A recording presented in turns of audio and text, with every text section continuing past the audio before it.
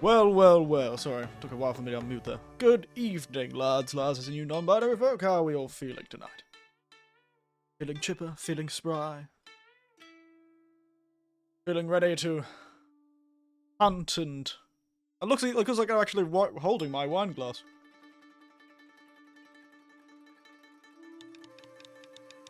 Not prepared for this mask? Well, actually, I used to wear this mask. I started wearing this mask at the start of when I started playing this game, actually. This is a game based on masks, after all. I just don't think it's a very good god I'm allowing to inhabit with this one. So I decided to put some sunglasses on him. Get the old JPEG, the PNG of the Deus Ex sunglasses out. You know, soften the appearance a bit.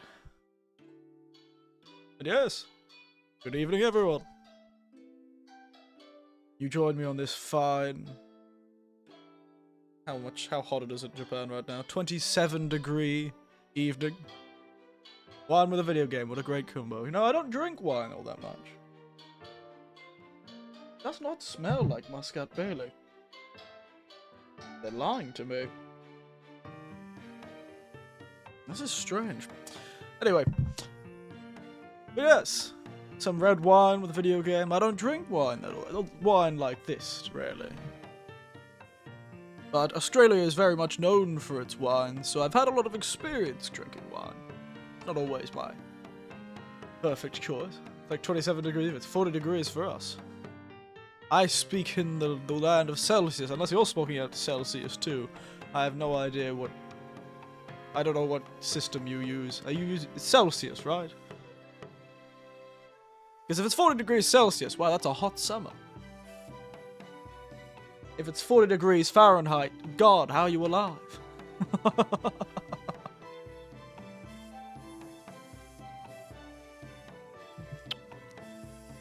yes, I actually realized I didn't have a proper wine glass. So I had to go get one from a second-hand shop. I picked up a wine glass that looks like this picture, actually, the PNG I've got, as you can see in the picture. Because I believe this is a red wine glass. Or at least, this is always the kind of glass I was served red wine in. Never bothered to learn Fahrenheit or whatever it's called. Yeah, Fahrenheit 1886 or whatever it is. So it is Celsius. What are you, in a bloody desert or something? You're either in the desert, or you're on the equator. One of the two. Earlier today, though, it was 33. Earlier it was 33. Which was fun. 33 with about 70% humidity. North Africa, sir. Oh, I see. So you are quite close to a desert. I've not had anyone come from North Africa before. Goodness. That's special. Certainly a special one, ex-visity. Ah. It seems the internet's not doing as well. I wonder why that is. Give me a moment. Oh, that's why it is. Silly me, I've kept my VPN on. Give me a moment. I might drop out for a moment. Alright, I should be back now. Yeah, that's much better. Okay, the internet's a bit better now. Okay, that'll be faster as well. I don't trust VPNs, they seem sketchy. If you want to use one, but you can't seem to trust them, I'd suggest Mullet VPN. You don't even give your email to Mullet VPN. So in Mullet VPN, you go on their site, you generate a unique user ID, you attach a password to that unique user ID, and that's what you use to pay. Use that unique user ID to pay. And you can pay for as many months or as little as month as you want. There's no difference in price if you pay for 50 months as if you pay for 2. I believe they try and keep to like €4 or something. They're a European one, Mullet. They're quite good. I currently am not paying for the VPN I'm using. I've just stolen my nephew's account. Because he could have infinite amounts. Your face bypasses. Yes, unfortunately, like everything else I stick on my face, mate, this is just a PNG stuck to a 3D model, so it's looking constantly forward. Other than moving on the horizontal plane, it kind of stays. I can even put my whole face through it. I managed to make it look up.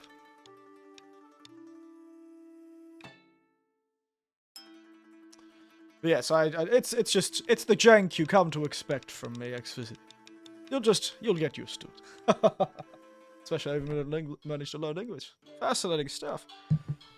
I had a colleague that was working in Africa quite a time. I also had a teacher as a young man. He used to live in Ethiopia. Was the son of 2 missionaries. Where'd you get the mask? I think this one is a PNG I got from a museum site, actually. This one. Otherwise, I'll admit, I kind of just look up X thing PNG and download whatever the first thing I can find. That's usually how I find my PNGs. And then with this program, I just add them to the program. It just makes it a flat image. But fair enough. No, this is just a basic museum image, I believe. This was from a collection somewhere in Japan. Of a wooden carved Oni mask. It would be fun if I could find PNGs of the masks in-game. That would be really cool. But I don't think they exist. Kunitsu-Gami is not nearly popular enough for people to be making.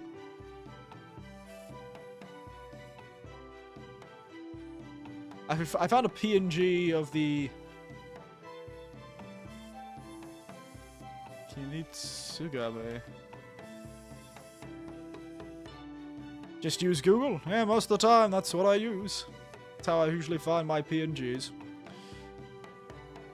I do use Google to look at a lot of things. Just resetting my position, sorry. I was luckily able to find a title. It's very easy to find. For some reason, you're always easily able to find title PNGs for games. It makes it a lot easier to make thumbnails if you can always have the title as a PNG. Of course, whatever is popular or not, it's still gonna have a lot of stuff that's rather wholesome or weird. And I know how the internet works. I've been around the block a few times. But yes, I understand what you mean.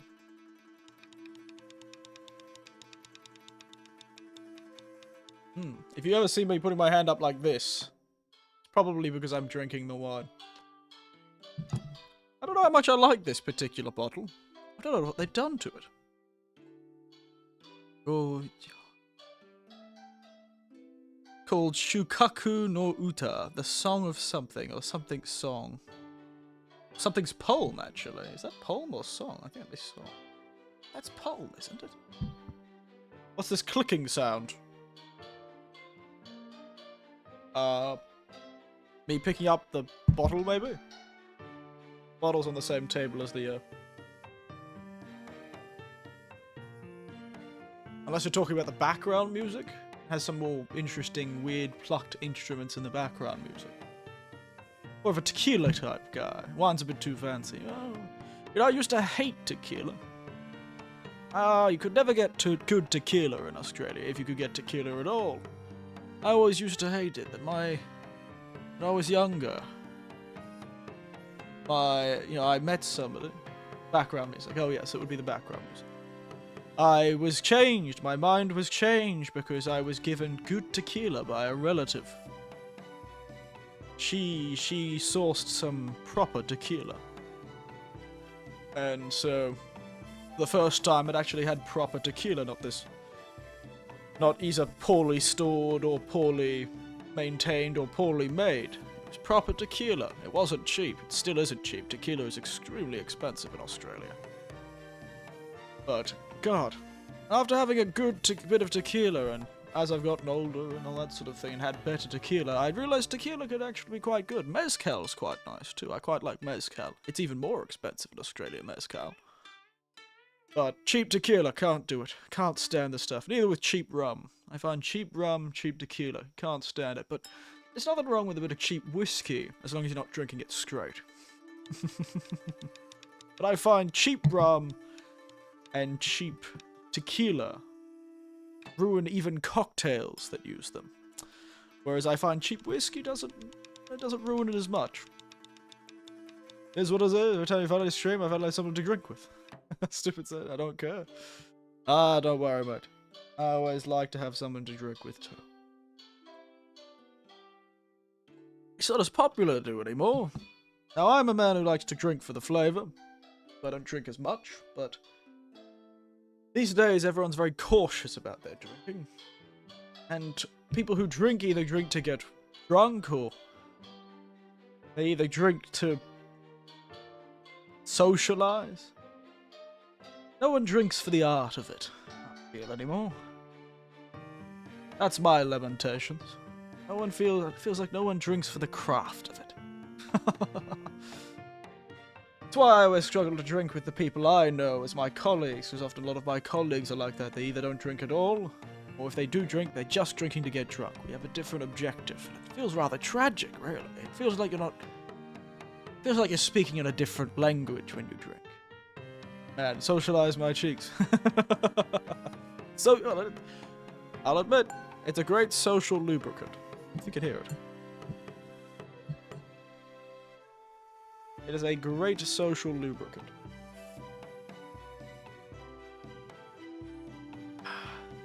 I was just trying to say people use me. Ah, I see.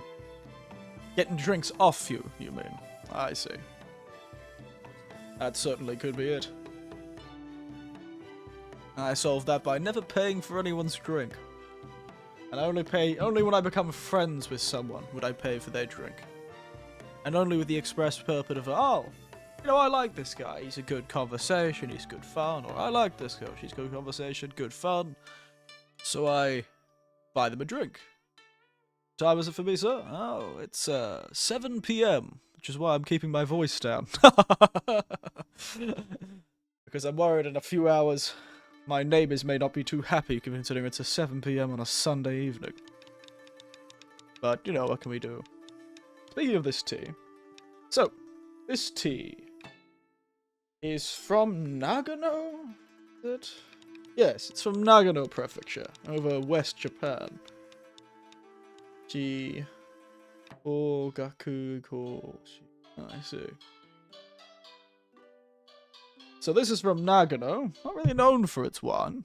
Nagano, yes. The ski field it's more known for.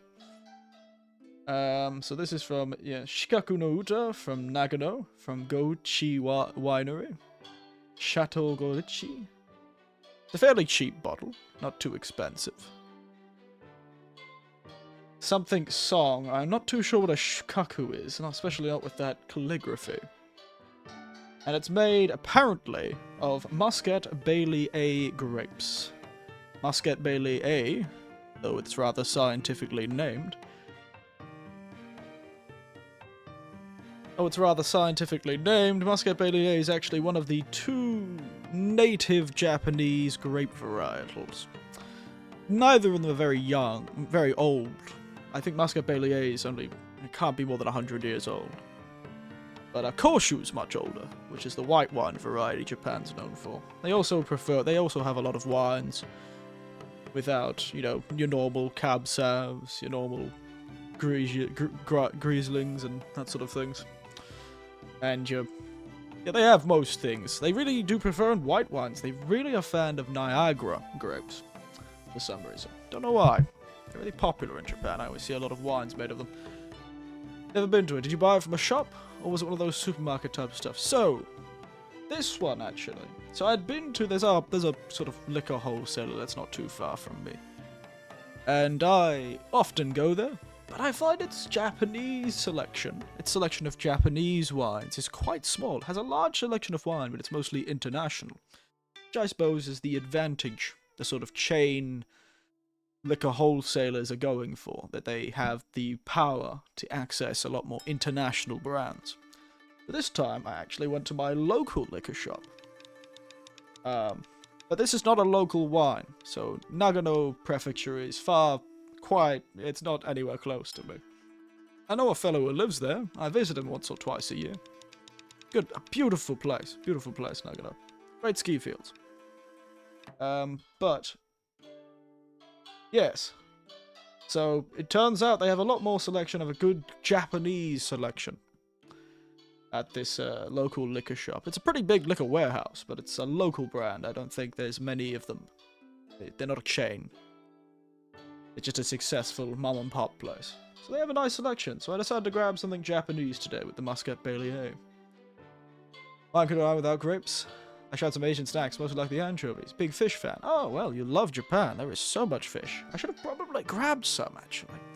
That's something I forgot. Japan, in supermarkets, often they have a whole section, like a whole row of shelves in supermarkets, just for alcohol snacks. Just snacks you have with alcohol.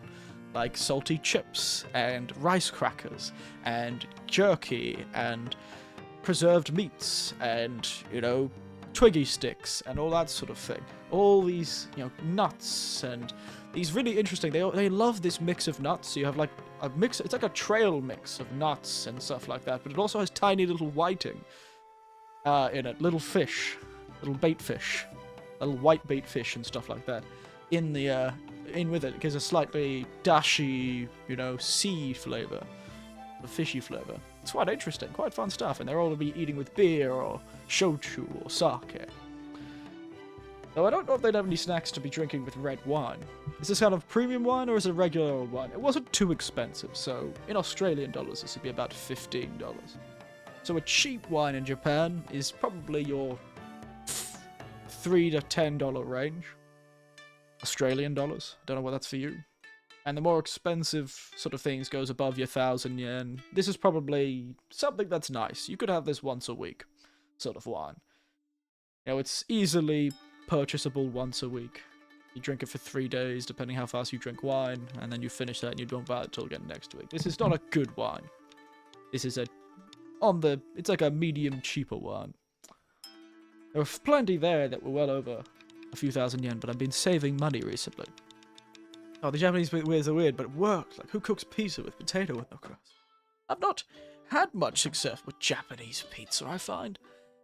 Japanese pizza have good creative ideas, and they have a lot of creative ideas with their cooking, but I don't know why, but every Japanese pizza I've had, I have not enjoyed. Rather tragically. Me and Japanese pizza doesn't get along, and I know why it is. Japanese people, Japanese stores that make pizza, even if they're an Italian restaurant, they do not put nearly enough sauce on their pizzas. They never put enough sauce on their pizzas. I like strong sauce. I like my pizza to be based with an extremely strong flavor. I don't want this, like, sneeze of tomato sauce or sneeze of white sauce. Japanese has some art of the ideas they sell with 4 pizzas on top. Yeah, I've had that, actually. It's quite nice. It's also a good way to get a sort of, a good feel of them. But you'll find pizza sells itself as a more gourmet option in Japan. It's expensive. Even Domino's. It's absurd. Domino's is absurdly expensive these days. Like in Australia it wasn't too bad, but Japan, Christ. Shago pizza is just tomato and cheese, and I'd love that, because it would be a lot of tomato, a lot of cheese. The only time I can get a good, thick sauce is when somebody incorrectly makes a bloody margarita pizza. It's a pain in the arse in Japan to get a nice, thick base of tomato sauce or white sauce. And they don't even have barbecue sauce pizzas on their meat lovers. No barbecue sauce to be seen in Japan. Well, on their pizzas at least. So yes, this is not really a premium one. I keep going back to it because I'm drinking it. Yeah, I noticed that too. Just artifacting from how it was PNG'd, unfortunately. Clearly it had, when they took a photo of it, they tried to key out the background image so it would be easy to see on the side, and it didn't quite key out all of the colour. I was going to go around to fixing it, and then I was too lazy. So I think it's kind of funny. It's like a little ghost. You can think of it like those, you know when people take ghost footage? And they're like, oh my goodness, look at that white spot flying across the camera. It's a ghost. It's a ghost orb. That's what it is. It's a ghost orb.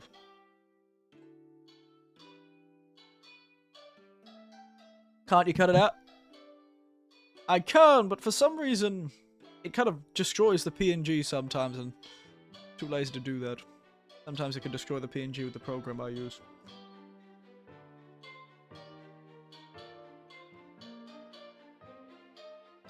I should answer before I even say, I'm way ahead of you, mate. All the red wine. So, this is claiming to be Muscat Bailey A. And I don't buy it, to be honest. Well, they've done something very differently than the Muscat Baileys I've had previously. So I've drunk 3 different bottles of Muscat Bailey wine. And this one tastes a lot more like a traditional red. Something I'd expect from, you know, the West than what I come to expect from Muscat Bailey. It's not as sweet as I've had recently. The ones I've been having recently have been much sweeter than this. It's got much more of a dry edge. I've got a drink right. I'm the type to sit and not chug a quarter. I'm a bit of a sipper, but I am a fast drinker. If I'm talking about it and having a good time at a party, I will drink slower, but I am the fastest drinker I know. Not for any reason. I just happen to take sips quicker. I take sips, but I sip a lot. Is it sweet wine or wine was to go almost grape-like? I'm talking about the grand scheme of red wines, so it's not that sweet. But, yes, sweet wines would be more your, like, very much grape flavors. And you don't really see many sweet wines that can continue to have that really strong grape flavor. But yes, yes, yes, a lot of sweet wines are like that. But this one, it's drier than I expect. It's still got the rather unusual smell that Muscat Bailey has, I find. Nose is a bit blocked today. Hard to smell.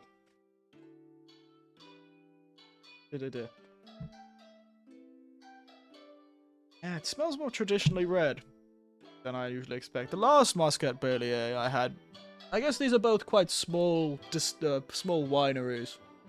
It says it's dry, so they've clearly made this a lot drier. I may have actually, that's the thing. I think the Muscat Baileys I've had recently, oh, they actually suggest I be serving this at 10 degrees. Whoops. It's at room temperature. Smelling colours, what a great idea. Isn't that what happens if you have too much coffee? It's expensive or cheap and gets like back in 5 days. Well, yes. Unfortunately, no matter where you go in the world, wine will go bad within 5 days of opening it. That's unfortunately just what wine does. Even if you put it in the fridge, you could maybe get it to last a week. But wine will, especially red and white, will start going sour within a week or so. Now, there are other wines. This is 12%, so it's not a full body. Is it full body that's 12%? I think it's 13% for full body wines.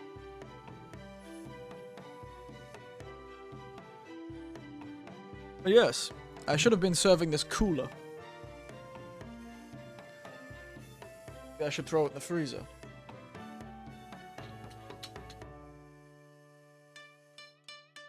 You can tell this is not a very expensive wine because it doesn't even have a cork. They didn't even cork this one. I like the sourness of it. I was challenged to put a bit of lemon. I was so happy to get sour immunity. Immunity to sour. I see. Not a bad one, though.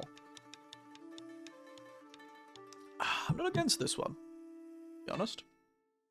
I'm not against this one. I'm still pretty excited for that wine that's currently sitting in my alcohol cupboard. Or alcohol hole. It's more as I have like a few steps that go up to a... It's a whole thing. My apartment's really weirdly designed. This area that I live in really good done. But there's these steps that have storage in them. Like you could open the top. What makes a wine look and taste expensive? It's just the grapey taste. That's the thing, isn't it? With wine, and it is definitely my lack of knowledge, but there's a few things that makes wines expensive. So, we have prestigious companies. Name, of course, the name brand, from a beautiful, like a well-known French winery or some such, you know. Name recognition. Particular grapes can be harder to grow. Distance traveled, aging, Often you have barrel-aged wines being, or older wines being more expensive because of rarity. But then you also have, particularly with wine, because it's so difficult to preserve once opened, it will decrease very much faster than things like whiskey, which can be, you can still find a bottle of whiskey if really old, lasts a lot longer. You can get really old wines that are really expensive, really delicious, because they're both rare, from usually a very well-known brand. And the last thing with wine, a good year. Now, I don't know anything about good years, or the weather, or how it was, but often, the most important thing to a wine is how well the grapes grow. And how much rain, how much sun, how much this, how much that. Was there this, there's that? Was there, did the plant get diseased, or was sick, or this, I tried French wine, it tastes almost like sour grape flavor than regular grape. Well, it's wine. Technically, all wine is sour grapes. Is it but old wine tastes better? Aged wine tastes better, apparently. I don't have that kind of money. So aged wine, like I've had barrel-aged stuff, but this is not like barrel-aged for 20 years, it's barrel-aged for 2 or 3 years. Aged wine. Taste? Yes, aged wines can be changed over time. Whatever barrel they're in, it slowly absorbs flavors from the barrel it's in. The chemicals change over time if it stays in the barrel for a long time. They're usually preserved, though. That's the idea, is they are preserved. I believe it's particularly reds that like to be aged. Aged reds. They keep them in cold places for long times in barrels.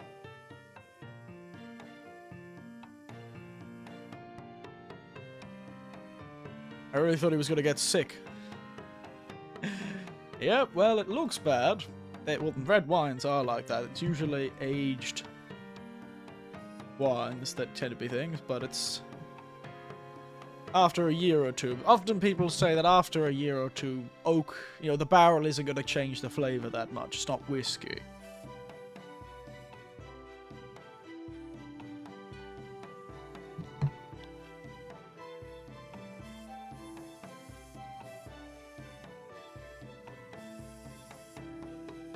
Yeah.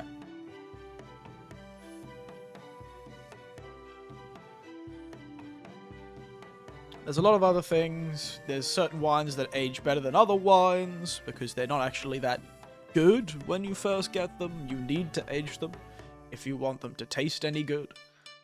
And there's a whole heap of stuff that. There's also the whole concept of good years, and so a good year, all the wine that came from that year was much better, of a higher quality.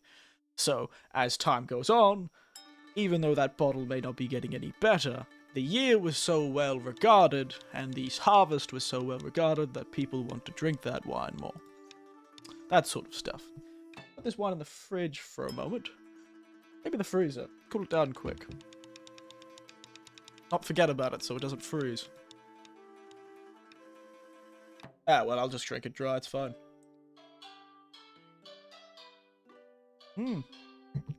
It's all about that sort of thing.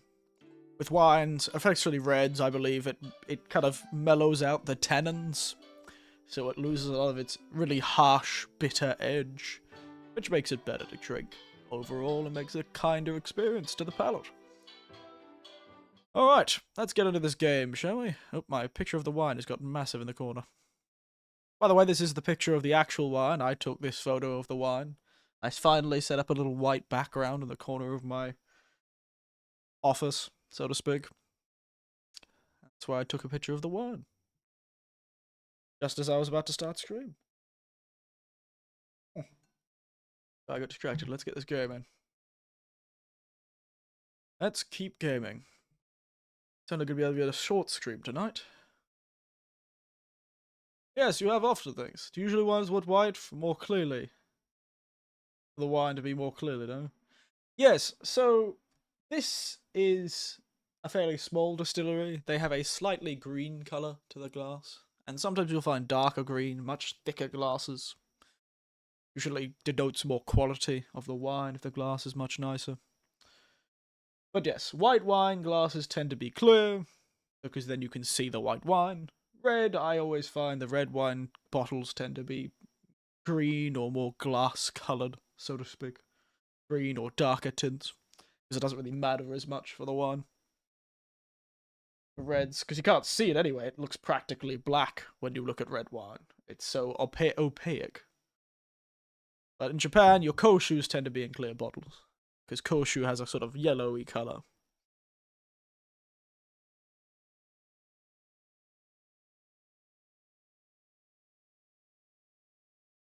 Ah, alright.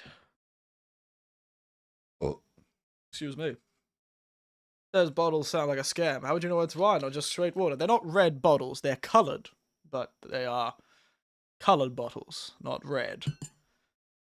But I can still quite clearly see the red colouring through the bottle. Especially in the neck. You just let it roll down, so a lot of bottles are filled up to the neck, so you can see what colour of the wine it is. Oh dear, I've been burping a lot. I ate my dinner too quick, I think. Give me a moment, I'm just gonna throw this wine in the fridge. See if it cools down a bit. Apparently I'm supposed to serve it at a bit of a lower temperature than I am. Gonna lose a few degrees.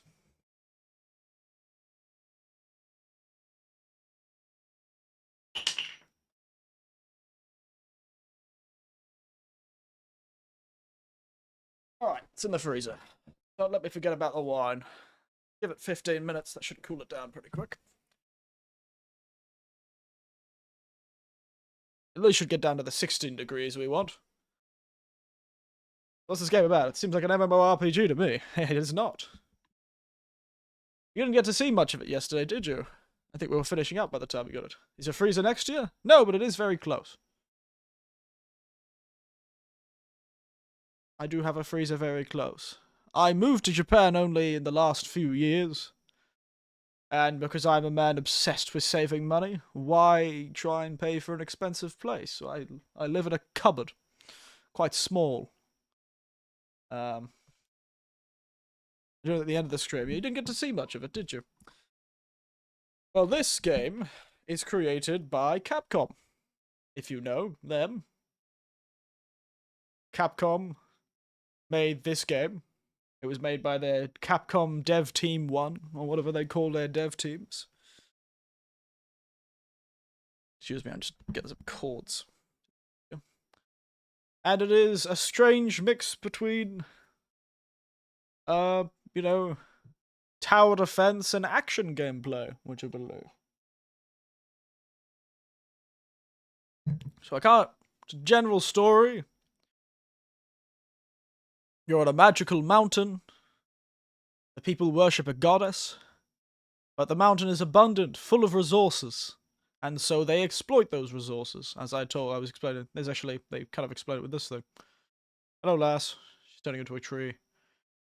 So, they live on this magical mountain. They have a deal with the goddess. But they exploit the resources of the mountain. And do many bad things, like kill each other and cut down trees and hunt all the fish and hunt all the deer. And eventually they got cursed, as this picture shows.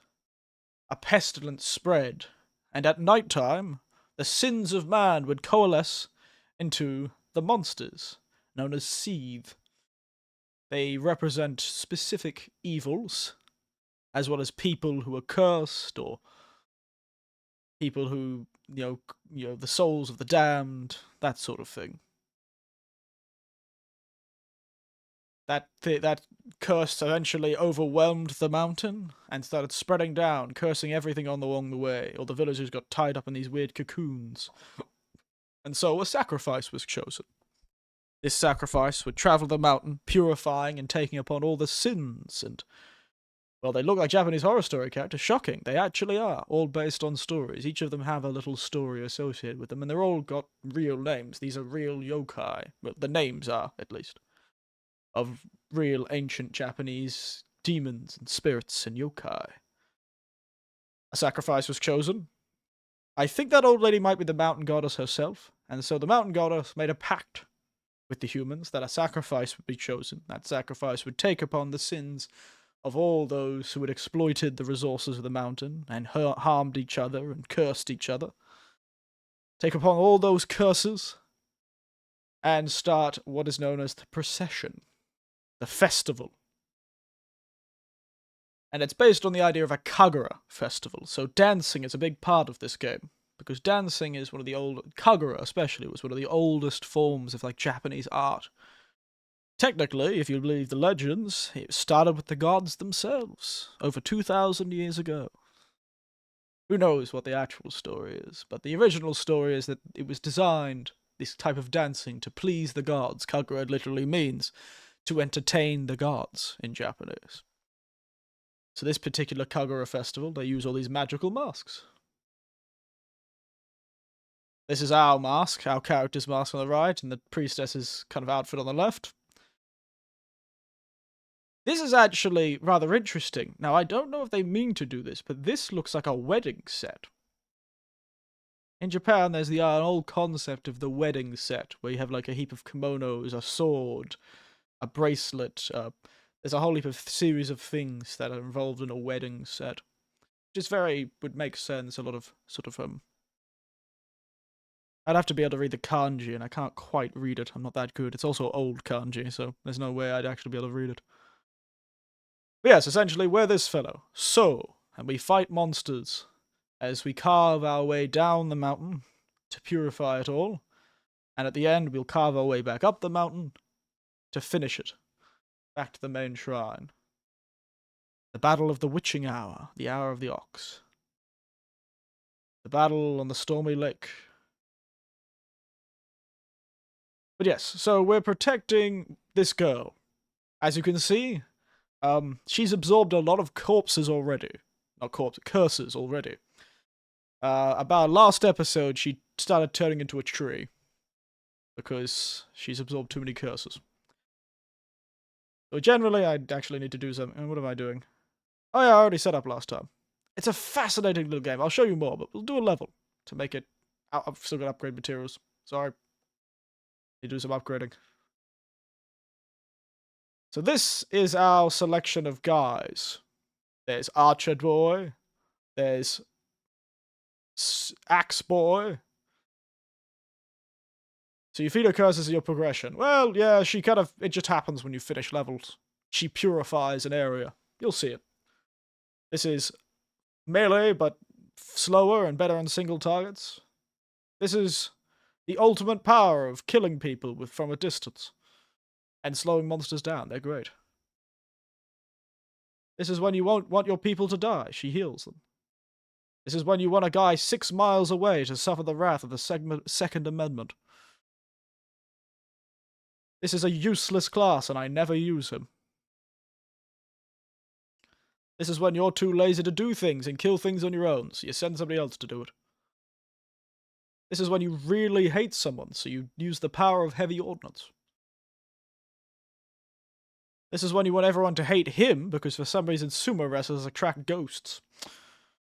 And finally, this is when you hate everyone and you want to unleash the Japanese traditional magical version of a tactical nuke. 45 upgrade materials, and not really that many people left to upgrade.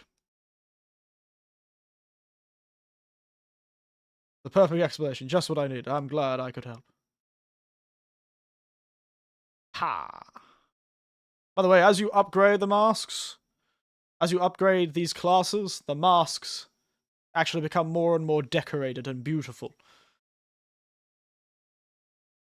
It sounds messed up. Dear oh dear. Dear oh dear oh dear. Alright. This is our character, So.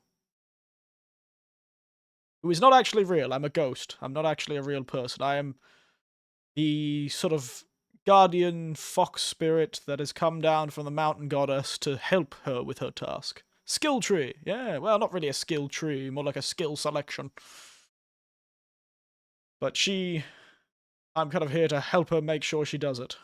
Like, finishes the quest. And I am directly my health is directly tied to her being able to keep me in existence. So, I've actually already finished this game once. This is my New Game Plus playthrough, so I'm already finished. You can see I've done all the quests already. So these days, I'm trying to do these 2 quests. Which means I'm not going to be doing this level very well.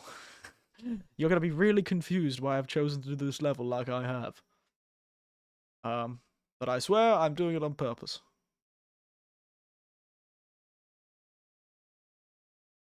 So, welcome. This quest is one of the special ones that's kind of different from normal. Instead of being a more tower defense, it's sort of a the enemies come to you version of a tower defense. I really would recommend this game. It's quite fun if you can get your hands on it. It feels so indie. Look at it. It's so weird looking. Whee! So you gotta see me being able to move very quick around these levels. Because this is me trying to finish. Because at the end of the second playthrough, there's a secret boss, apparently. And I want to fight that secret boss. So I'm doing a second playthrough. Look at these beautiful little things. So yes, the game is generally divided into two different things. Daytime, nighttime.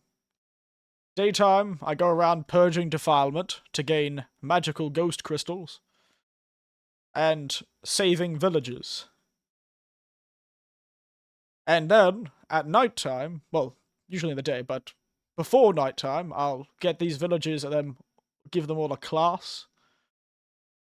This map is huge as heck, and we're small. Like, this is Little Nightmare time aside. There's a purpose for that.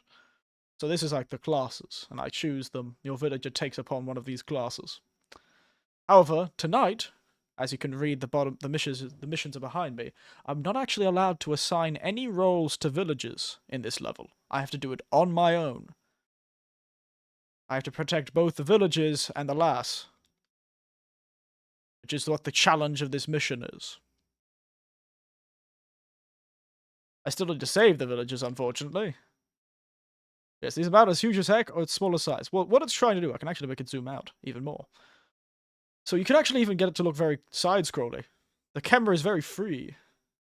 You have a skill set or a basic attack? Oh, I have a skill set.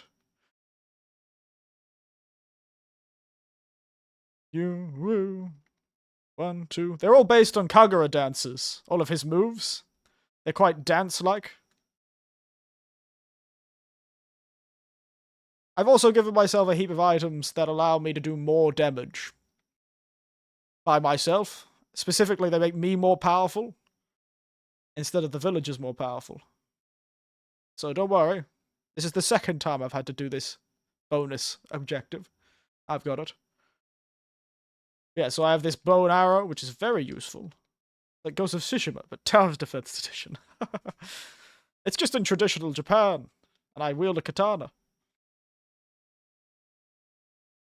But it is a fascinating game. The fun thing is, this game is made very specifically, strangely. Now, I was talking about this last stream. I hope none of the people who watched us yesterday come in as I start explaining this again, because they've already heard this whole speech. But it's a really fascinating game, like a real indie feel to it. They've, like, really tried hard to give it this sort of very crafty-like feel. And you mentioned how the areas make you feel very small, don't they? You feel like a little model walking around a sort of created scene. A diorama, if you will. And there's a point to that. The reason everything feels so small and so kind of weird feeling in proportion is because how they built all of the natural 3D environments, like man-made things like the trees, or these torii gates, or these little archery things we're using here, or the docks, or the boats, or the buildings. All of this was built in real life with a diorama. With dioramas. These are these little broken shrines and stuff. They were created in real life as actual tiny dioramas, which were then scanned into a game and sort of fixed up a bit here and there to make it actually work, like giving the trees physics and that sort of thing. But all the ghosts and the spooky stuff is not part of the diorama. It's completely digitally created, which creates this strange sort of, you can see how the curse is like manifesting these strange twisting arms and all that. Like, do you have a limited time to get those odds? Is it prepare for battle type of style? As you can see, actually you can't see. Give me a moment. I'm going to move myself. Realistic as heck, basically. Well, it's just very fascinating. Let me move out of the way for a moment. See down there? There is a clock. That is our time in the day. Once it hits nighttime, the level begins. In a normal level, it would hit nighttime, everyone would stop moving. We'll see how a normal level works next, but very fascinating. So I cannot allow boats to sink. I cannot lose. Yes, it's very fascinating stuff.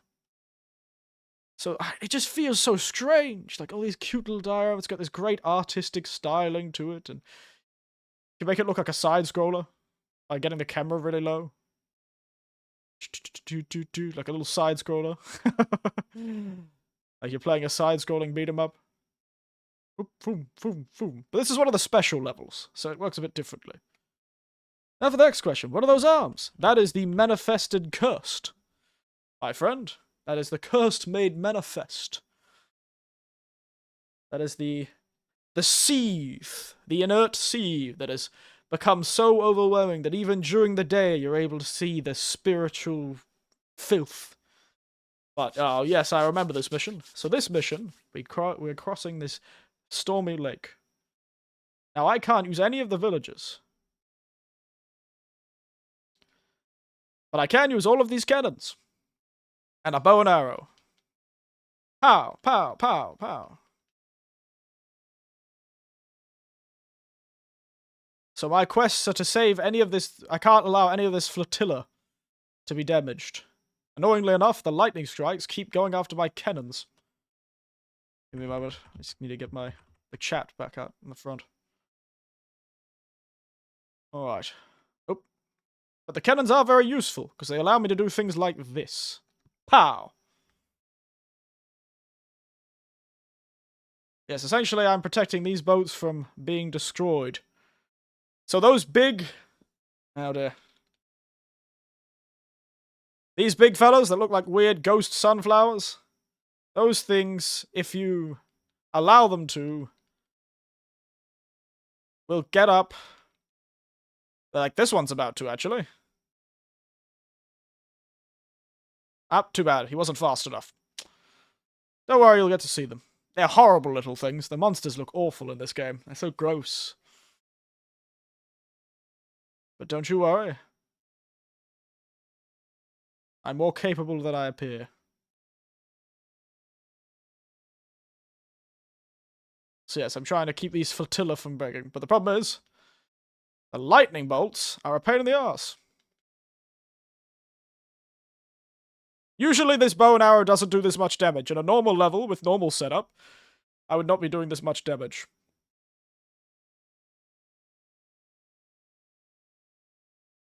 By the power of high ordnance. You pay for magic or that wooden cart? You stood next to it. Oh, that's just because it's in the center of the place and it's easy to get from one place to another if I go to the center of the place. But yes, my bow is infinite ammo. But usually it fires quite slowly. I actually unlocked a piece of equipment that allows me, if I equip it, to shoot really fast. And then I essentially made my character have all of the damage by sacrificing the damage of the villagers. But I'm not using the villagers, so I just get more damage. That's the clever thing. But yes. The only things that require recharging, you see on the top left, those, Tsuba guards? Those require recharging. And the cannons require recharging. I can't shoot them constantly. There's one that's gotten to the boat back there, hasn't it? Oh yeah, those are on the boat. Miss these fellas. Are those styles? No, actually, unfortunately. They're not styles. And I'm actually going to let this guy stand up so you can see what they look like. These are super moves. Like magic abilities. Look at them. They're so awful. And they spit out their guts.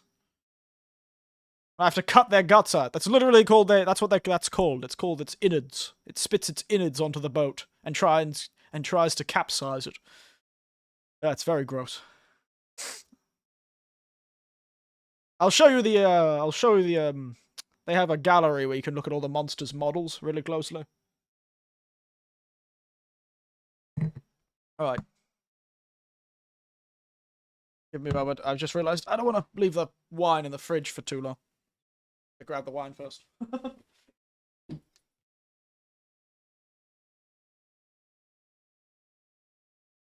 That's a cold bottle of wine.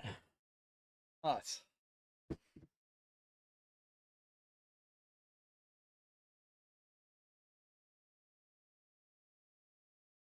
Finish this glass. I've been talking so much, I've been drinking quite slowly.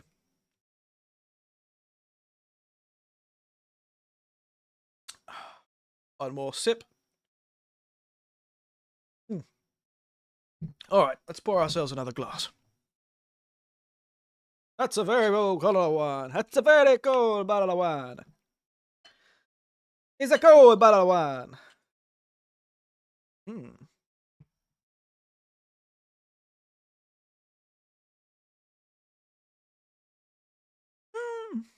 Alright, I could see how it's a bit nicer, cooler. It does have a smoother side to it when it's cooled down a bit. That's nice. Very good. Alright. Keep this level going. Rather tragic, because I'm doing all these, these super hard mission quests. I feel like I'm not showing you what the game's really about.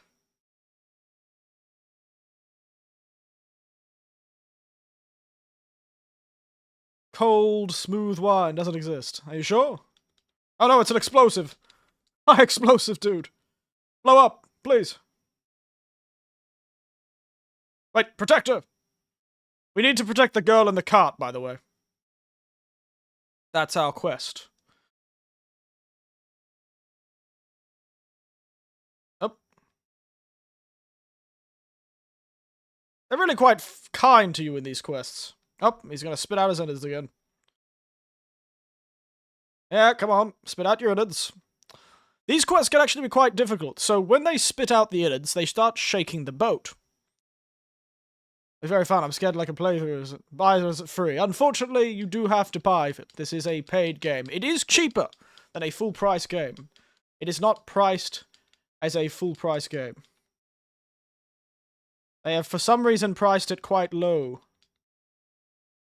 The developers said it didn't... Unlike, it's very ungreedy.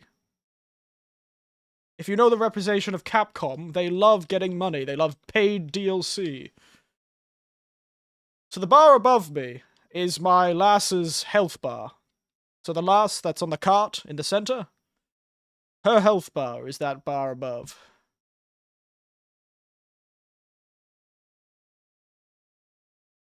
Ah, I missed.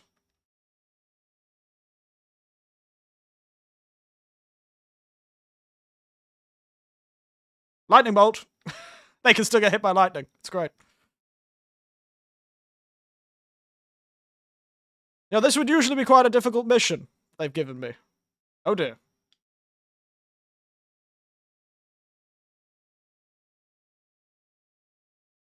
Oh, he's shaking the boat. He's shaking the boat over there.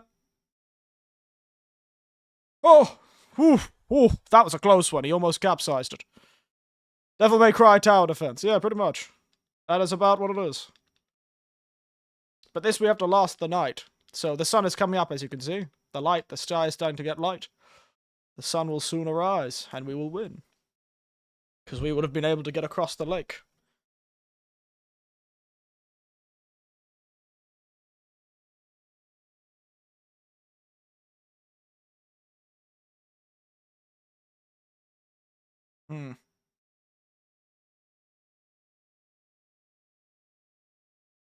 You still get battles during the day? No! All the battles are at night, because that's how the ghosts are.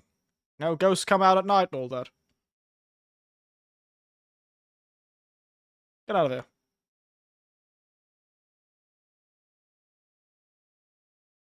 Let there be light!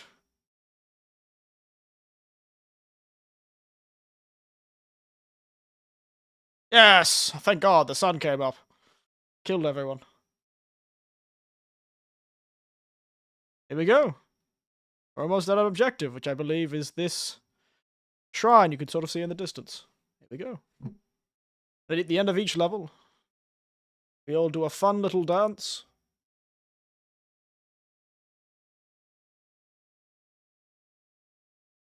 Let's go.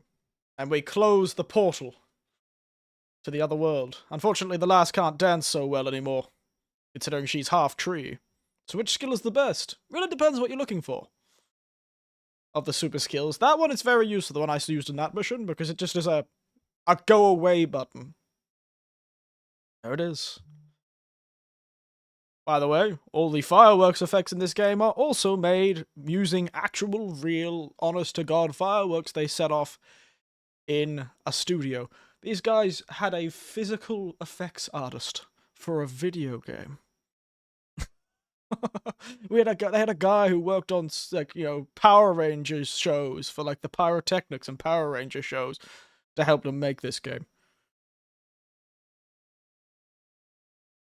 Well, she wasn't disabled when she started the game. She was quite capable when she started the game. She was walking around and everything. She's disabled now, yes.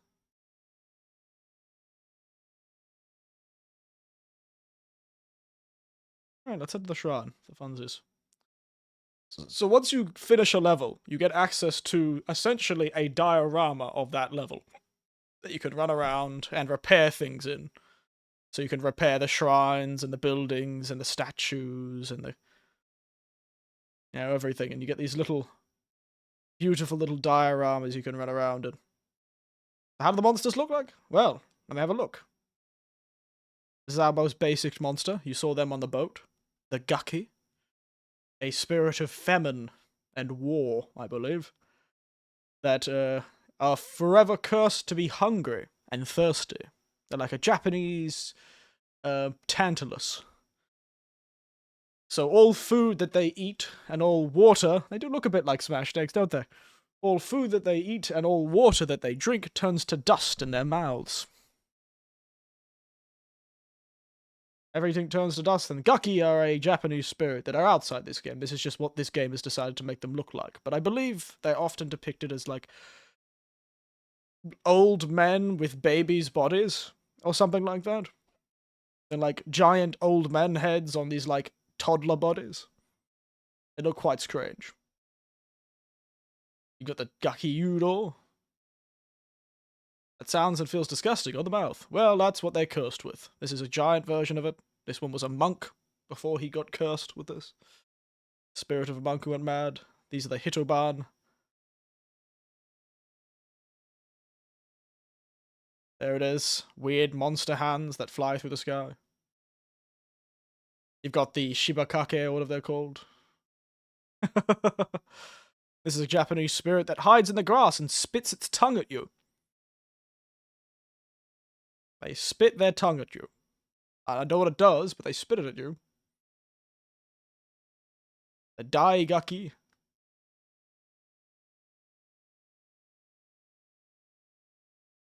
Big fella, ain't he? The Kaimatachi. Beautiful. 155. Ew. Yeah, it's almost. I like the way I like to describe it is if H.R. Geiger had a traditional Japanese fever dream, and this is what he wrote down afterwards. Has a really strange art style. There's even worse ones. Look at this thing, the Muki Kakedo. Is that a scythe? Yes, it is, because it's based on the spirit called the Kaimatachi. The Kaimatachi is actually a weasel spirit, I believe, a spirit of the forest. So when you're walking, a spirit of forest and winds, so you're walking through the woods and suddenly a gust comes by and it cuts you. They would have said that that was a Kaimatachi, which is a type of, like, bladed weasel spirit that'll cut you in the wind. Sometimes they're seen as evil, sometimes they're just seen as protectors of the forest. Sometimes they're not, and sometimes they're shown as weird, awful creatures that come from, in this game at least, the explanation is they emanate from the desolate remains of deforestation. So, like, the sins of man destroying the forest. Still a forest spirit, just of a different type.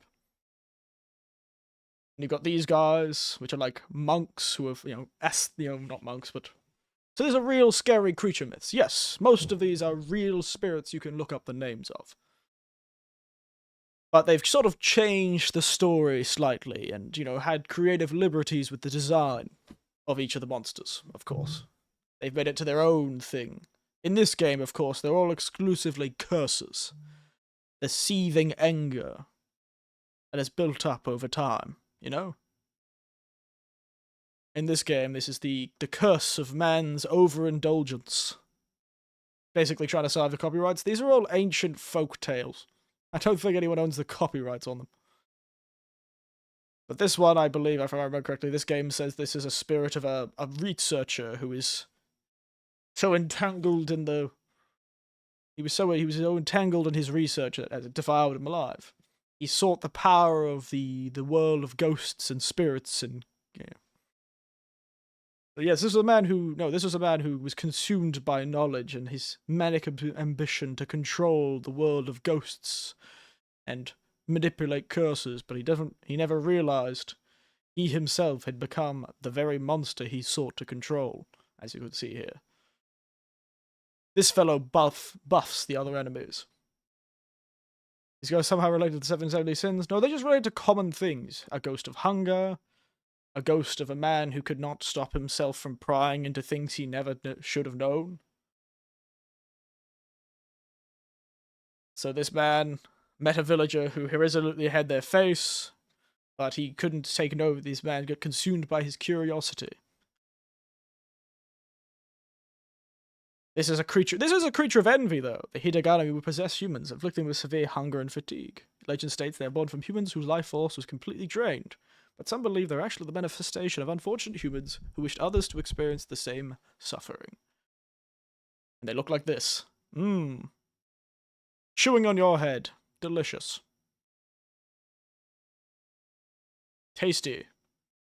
Nom nom nom.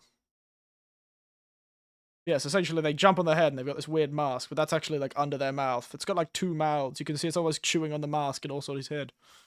It's great monster design, isn't it? What if this is a spirit of the Gortaimon? It's just some sort of weird spirit. They use their mask to cover your face. Well, if you look closely, you can see it's actually a mouth. They've consumed your head. It just so happens that there's a mask on like the underside of it. They've eaten your head.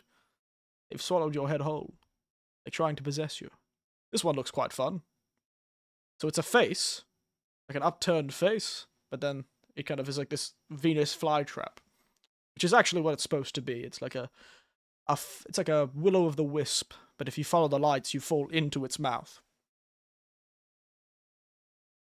So don't follow the lights in the woods. The Hokizume.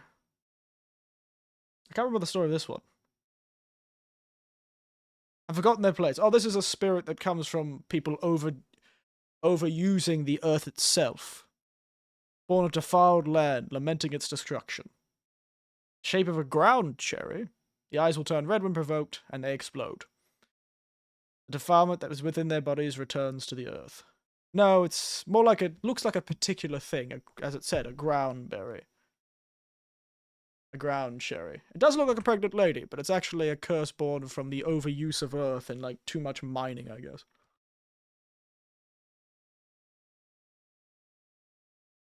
Yeah, ground cherry is a very particular plant. You could look them up. They're quite beautiful. I think it's part of the lantern.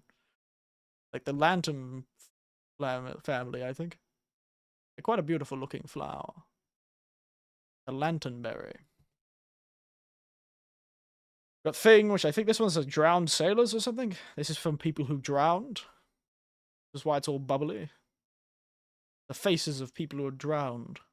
In its mouth. It looks like a tadpole while it's a human mouth. It opens its face. Many human faces and great angels are revealed within.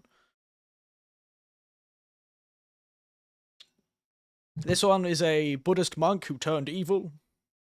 Oh no, it's a creature born of many Buddhist monks. Or it hunts down Buddhist monks that turned evil. I don't know. Can't remember. But it has a head. The heads of the monks. These are actually disgusting. What about this guy? So all of those heads hanging from his waist. And he's got like two sets of legs, like giant ones and small ones. So this is an evil Buddhist monk, but he also has the heads of other evil Buddhist monks hanging at his waist. And he opens up his own head, as you can see it's open, and places the faces of the Buddhist monks he has into his face, into his mouth. And those faces start chanting evil sutras and curse people. This is a creature of fire, though. So this is a It looks like a guy who works 9 to 5. I believe if you've ever played the Neo games, this character turns up as well. It's a spirit of fire and smoke. It's often associated with burning temples and the like. This is great, the Batsu. Humor and defilement in equal parts. Curses born from humanity's disdain and envy. Ranged is best for all these ghosts? No, actually. You're actually a lot stronger if you fight together. It's just I had to use range. And was envious. It set a curse upon the land, but the curse was so potent, it dried him out and transformed him into this awful cow/spider beast. Great stuff. He's like a cow and a spider all mixed into one with 6 legs. Oh, and this is the one that we saw on the boats. The spirit that tries to drown people by capsizing boats. Aren't they beautiful? Envy is one of the deadly sins. What is this one again? Ah, yes.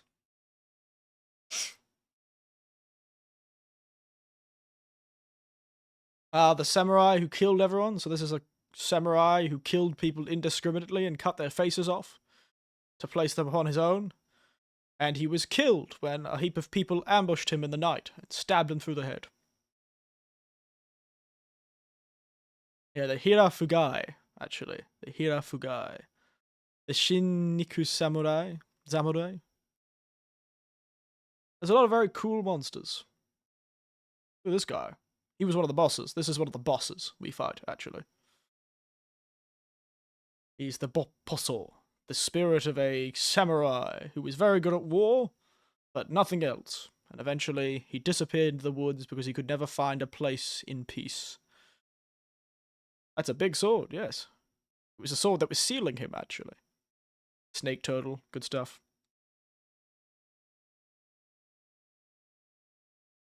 Accumulative human impurities. They spread defilement when destroyed. Human impurity. I think it's literally a shit monster. But eventually the rising sun will purify them, turning them to make the land more verdant again. We fought this guy too. It's a tree. This is just a tree. A whole tree that was cursed and defiled. Tasty. Oh, there's the lass. The weird anglerfish banshee that's attached to this tree. Very cool stuff, though. And also, all the characters are over here. Look at Cigar's names, they look so horrifying. That's the point. This is all like human sin and impurity. They're all supposed to look gross and scary. Each of these has a description, too. Like, this was the ruler of an ancestor, the power of an ancestral deity that once ruled over the shadows, or an ancestral deity that once ruled over the sun. Because in Kagura performances, the act of wearing a mask in traditional Japanese Kagura is the act of embodying the spirit of something. So often the oldest Kagura dance, as it's called, is a reenactment of the myth about Amaterasu, about the sun goddess. And so in the sun goddess, there's a whole legend about the sun goddess disappearing and all that sort of thing, but in that, it's the first time, it's the legend about the first time Kagura was performed, and it was performed by the goddess of dance. And when you perform that Kagura performance, everyone wears the masks of the various gods. Amaterasu, yes.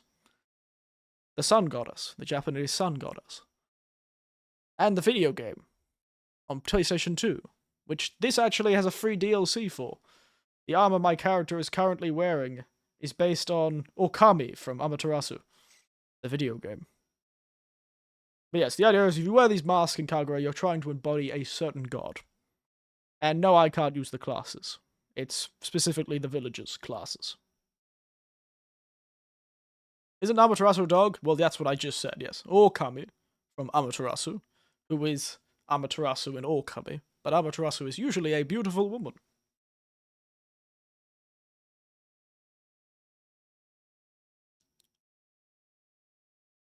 Yes, by the idea of by giving each of the villagers the mask, I'm able to allow them to embody the power of whatever god they represent. Which gives them the ability to fight back against the spirits, because they're embodying a god. And these masks are like the procession masks. And in a normal playthrough, you upgrade to the class you hate. No, I hate this class. This is the class I hate. Because he's useless. And he's already fully upgraded. I upgraded this lady because I need to... I'm running out of things to upgrade, to be honest. This is my second playthrough. I've got so few things left to upgrade. So, it's kind of tough.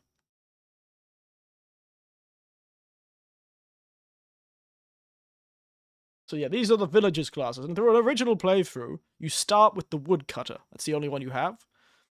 Then you get archer, then aesthetic, then thief, then shaman? No, thief, then sumo, then spearman, then shaman, then priest, then marksman, then cannoneer, then sorcerer, then ninja, I believe. All special moves you have to do the missions and they'll help. No. They're all different. They're different at each level. So don't worry, we'll actually get to use the villagers in next level, probably. Which means I need to change these things. So these things are called Mizo talismans. They allow me to change what actually I do. So. Oh, priest, no wonder you hate it. Well, he just doesn't do anything. He's too specific for anything to be useful, you know? If I remember correctly, there's a lot of building on this one, so I might get... the craftsman. Esteemed craftsman. And then my classic set of 3. He's a support, yes. He is a support. There you go. I always have these 3 because they make it cheaper to change the villager's class. Also, this game, you can collect these as you play the game and repair the dioramas and repair each level. You unlock little suites, and this game gives you these really long and very in-depth explanation of the history of these traditional Japanese suites. You can even have a look at them. These beautifully rendered Japanese traditional suites. On their own unique plates. By the way, that is not a peach. That is actually like a mochi, a rice paste, and a red bean paste mixed together and created in such a way, crafted in such a way that it looks like a peach, but it's not real. It's not a real peach. If we see how it looks when she cuts into it, that's not a peach. That's rice. It's a red bean paste. It's crazy stuff, isn't it? When she had access to her arm, she used to pick it up. Point is, this game has so much love put into it, it's hard to tell it's a Capcom game. You know, all these paragraphs upon paragraphs explaining all these traditional Japanese suites to you. And you can even view the model of the suites. Look at it. That's not a real thing, and I have seen these before in real life. These are a real type of Japanese suite that look... I mean, does she eat? She is. She's eating it right now. Look at her go. Stab. Nom. It's a bit janky, but, you know, the heart's there. Look at these beautifully rendered suites. I'm pretty sure they may have scanned real suites for this game, I'm starting to think. Considering how many other things they've scanned, like... Look at this. All these buildings were created in real life before they were scanned into the video game. And does it buffer in battle? No, it absolutely does not. Look, dogs. I can pet the dog. Pet the dogs. I can pet the Shiba Inu. But no, it does not. It is a purely aesthetic and fun fact sort of thing. Like, hey, did you want to learn about this special suite that they only make in summer? I'm like, hell yes I do. I want to learn about the special suites. I can't receive any damage. Complete the stage in 5 days or fewer.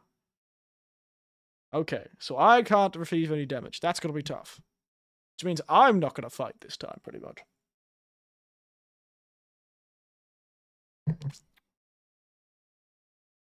"5 days or fewer, which is the faster way?" So, each level is normally like this. Go with left. So, each level is normally like this. I carve a path so that the girl can travel along that path. And now she'll start traveling. This tells me where she's going to finish. This is where she will be when the night comes. Which means I need to set my defenses up around here. So that she is defended well by the time night comes.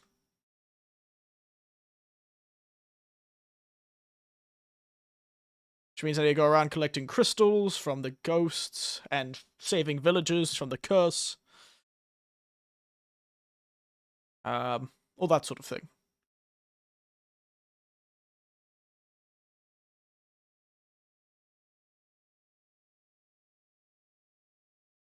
Oh god, I forgot how fast it is. So which class is best for these kind of quests? Well, it really depends how many people I get.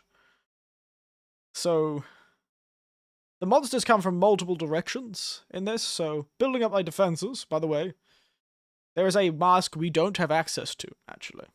There is one mask I cannot use, and it is the mask this man is wearing. The Craftsman mask. We have one craftsman in every level, and he allows you to build defenses. Preset defenses, I don't get to choose the defenses. But defenses nonetheless. Yes, the Craftsman mask. I can't give that to a villager. There's only one craftsman. He takes a certain amount of time to build, so you can only build so many defenses per day. And so you really need to choose what defenses you see as important. So you're running around sort of choosing which defenses to go for and what I should do. In this case, I'm also on a time limit. So this one right here, this is a barrier. This one right here will become a platform that I can put ranged people on. And if I put ranged people on that higher platform, they can shoot further. There's the crystals. That is what allows me to change the villagers' classes. So the villagers can change class. And I can give them certain abilities, but I have to use the crystals to do it. I can take a certain amount of crystals between levels. The further you get through the game, the more you're able to take between levels. So as you repair the dioramas and fix all the villages and save all the lives, you actually get more currency you can take between levels. I've got the max right now. I can take a whole 2,000 between levels. Anything over that will disappear. Yes, see, as I change, you can see a cost. A little circle there in the center. That's the cost of each of these. Some cost a lot, some cost few. And I have an ability that allows them to... I have a set of abilities that decrease the price as well. So, usually these would be 50. They're now only 5. But we always need an aesthetic. Thief is the best class? No, Thief is only useful during the day. So the Thief can help you during the day finding secret items and things like that. So the night is coming soon, so I need to give everyone a class. One of the most useful I found in my second playthrough is Sumo. Because a Sumo can attract the attention of monsters that would be potentially attacking her. And instead they go for him. So if you put him in a central location that's quite close to her, he can actually attract attention, bring them towards him. The aesthetic is a needed class for every level, because the aesthetic slows down any creatures within his range, which is just very useful. The marksman literally is just the sniper. My god, he is so powerful and he can get people from so far away. Look how far his range is. The woodcutter is the first class you get. He is a close range attacker, he's fast, he's cheap. But he's not very strong. But he's also better, because he's so fast, he's better against lots of crowds, you know? Whereas the spearman is also close range, but they're much better against single opponents, strong enemies, small people, and they will focus on those opponents, but they're much slower.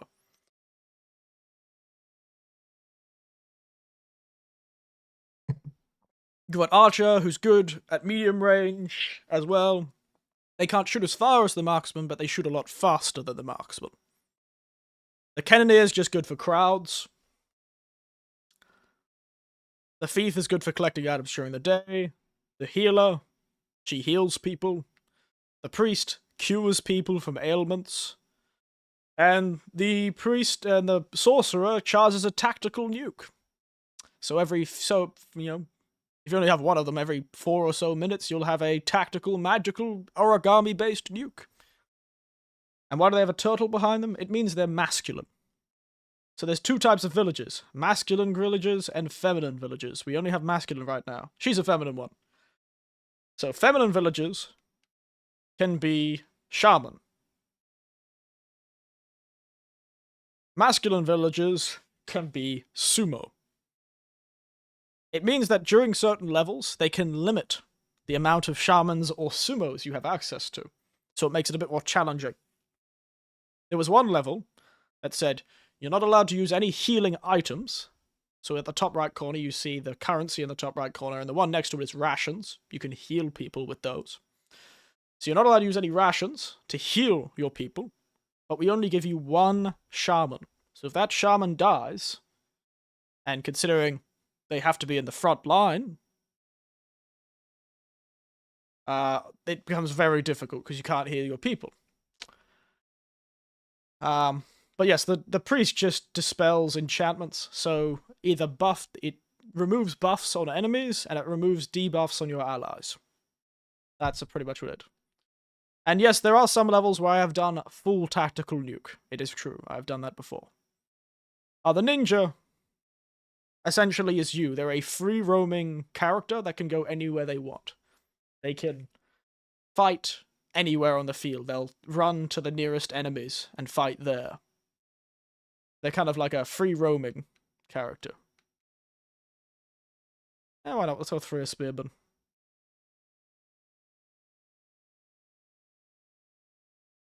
Hey, why are you guys over there? What the hell?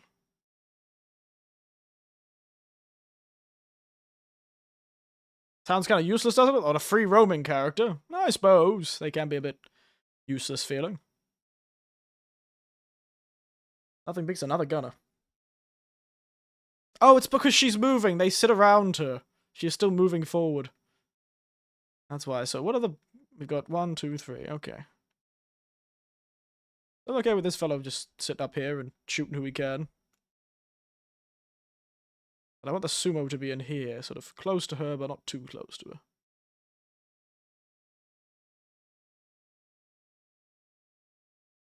And with that, he can be there. The axeman, he can sit back here for now. Just in case I don't see somebody coming from behind.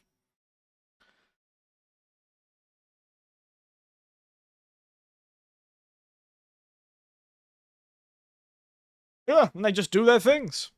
I'm not allowed to take damage, so I have to be very cautious.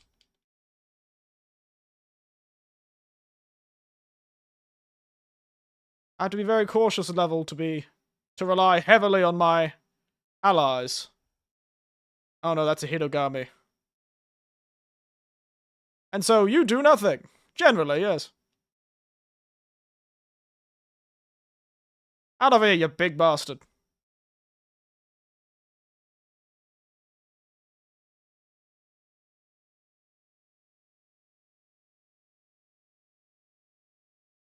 My god, they've really pulled out all the stops, Christ almighty. By the way, that move I just used is an extremely slow recharging, very, very difficult to charge up again. That's gonna take a long time to recharge. Oh my god. Everyone's getting their ass kicked today. And there's the Hitogami. Look at them. I hate them so much. They're the worst. Oh! They try and possess your troops. One was pretty much. Yes, pretty much. Once per night, essentially. They will not recharge in the time of a night. Though if you're lucky, you can get the shield to recharge within a night. So that circle you see is the sort of circle that causes enemies to attack the sumo.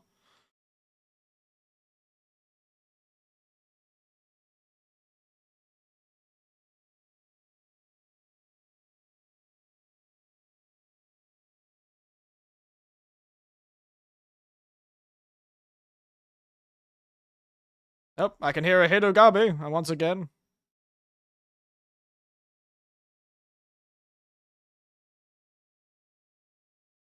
My god, they're really pulling the stops out with these ones.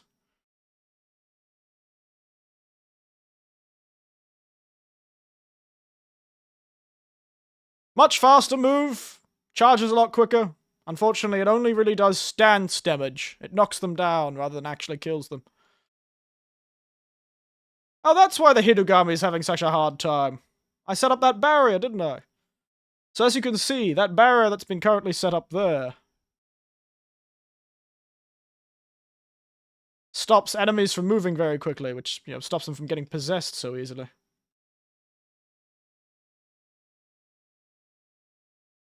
I can tell if you took damage. Well, the mission will tell me it's failed. That's pretty much how I can tell. Also, a health bar will appear next to my character. So as I walk up to the villages, you can see that little tag next to them that has their name. This guy's called Kochio. That's his health bar.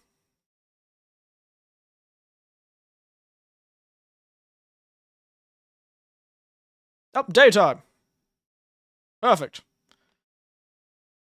Alright. First stage of the mission done. So in this level, we have 2 of these evil gates we have to get through, so.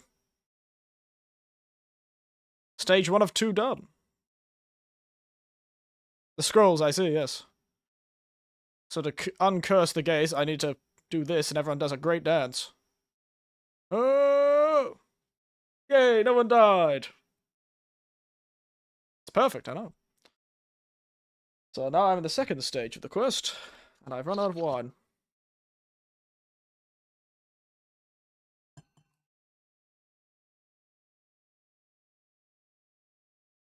So, once again, carve the curse. I don't know how far she'll get. Ideally, she'll get here. Perfect. Just right. So, which means we can start setting up barriers here. Which path you take is really harder or easier. So, I've chosen a path that has a lot more defenses. The other side, as you can see, is a lot more open. Not as many defenses. There are some constructible defenses, as you can see. But, yeah, I'm choosing the faster path. Unfortunately, the path, though, may have more defenses. You're able to be attacked from more directions on the path I'm taking. So it's kind of like a trade-off. And often, the defenses on this side, too, these ones that I can construct here, those defenses actually do damage to the monsters. Not just act as barriers. Which can be much more useful. Because it hurts the enemies.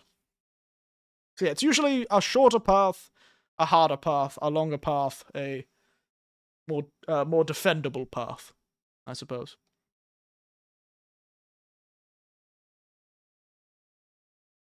But in the second stage of the quest, you actually get the full amount of villagers too. So you'll have half the amount of villagers in the first part of the quest, but by the second part of the quest, you'll have access to all of the villages in the level, which is 12 in this village. Actually... no, yeah, I'll let you construct that first. Sometimes, though, if you're not careful, you can get to the second part of the quest and get access to the second half of the map, but not have enough time to repair anything. Do they only work on that other path? No, they work on the same path. It's all the same, really. Does that count as damage?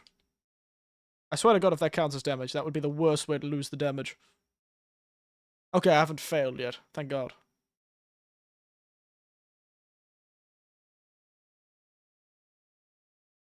So you can hear the music changing. That means I've got less than half the time remaining until the next part. They work at all parts of the quest, though. Don't worry. The villagers don't abandon you once they get the second half of the quest.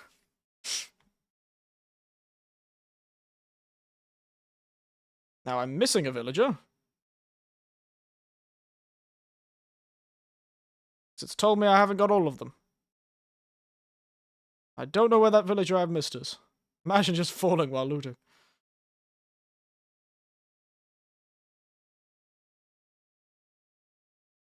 I'm missing like 2 of them. That's not good.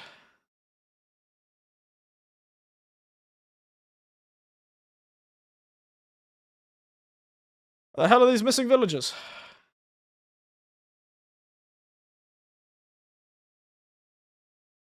Well, I don't have the time to look for them now, unfortunately.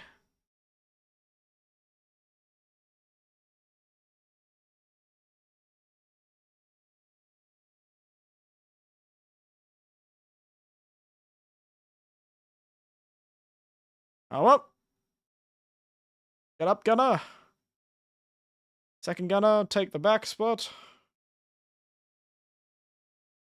I've done this quest with far worse odds than this.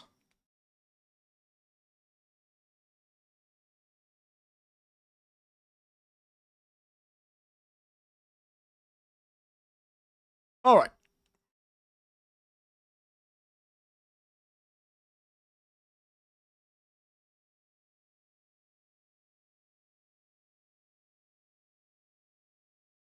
The last one, I don't know.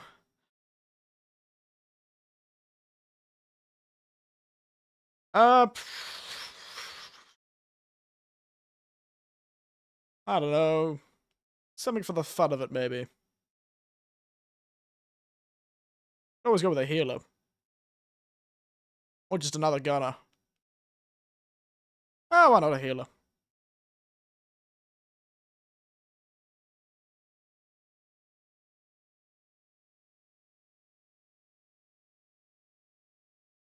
Get out there, you bastards. Oh, there's still one more. Shaman! Yeah, the healer can go heal these fellas. They've been a bit hurt. Oh my god, it's one of those. And I still have one guy. I might need a cannoneer, actually.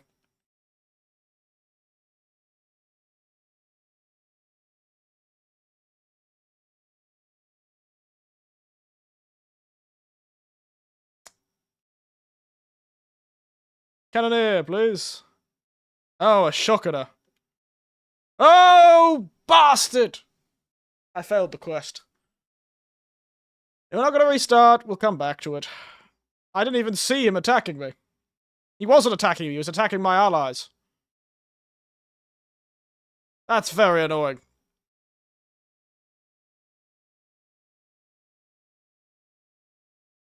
I got hit. Just as I stepped past this barrier, too. Just as I stepped past the barrier.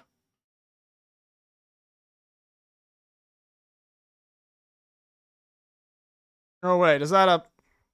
There's a cursor around here.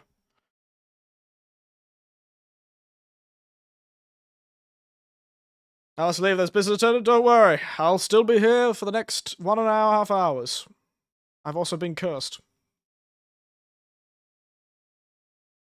Can't believe I failed that.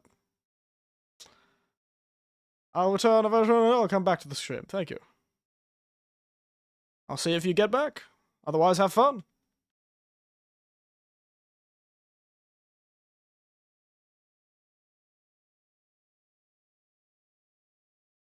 God, he's hitting hard today.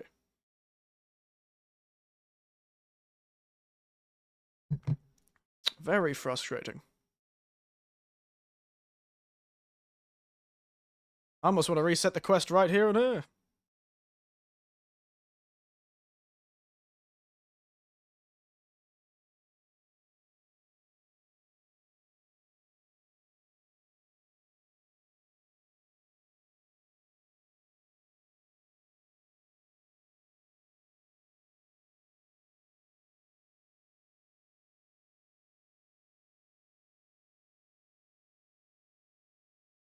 Oh, when you die, you turn into a spirit. Yes, and you're unable to help for a short time. Which does lead to a fair few frustrations. Sometimes you're the only one in the level, too, without any villagers, and that can cause real problems. Oh, the statue turned into a wall.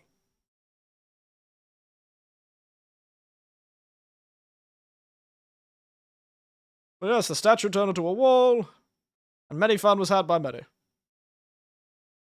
Can't believe I failed that quest. I'll have to come back to it. Very frustrating.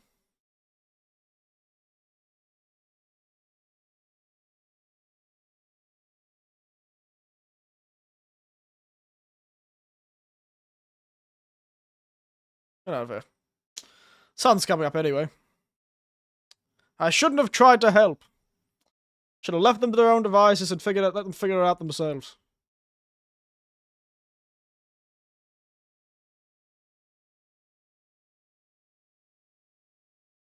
Yep, the sun comes up.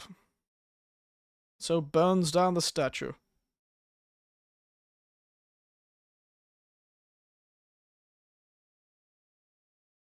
We'll probably be able to finish this level today anyway. Ah, the last night too. How annoying. The last bloody night. Can't believe I screwed that up.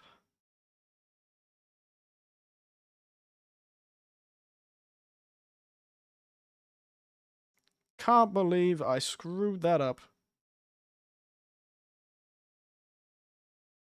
Always a frustrating thing, but you can come back to the quests. And if you come back after you've completed them once, you'll have access to all the villages at the start of the quest, rather than having to save them all again. So it'll make it easier the second time. I'll have all 12 villages, and I can set up a good, rigid defense. Set up a good, tough defense, and that would mean I won't have to die. I wouldn't even have to bother with spirits. I wouldn't even have had to bother.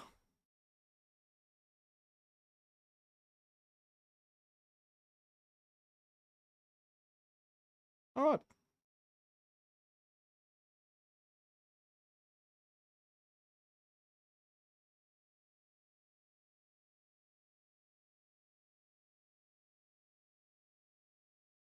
She's almost there.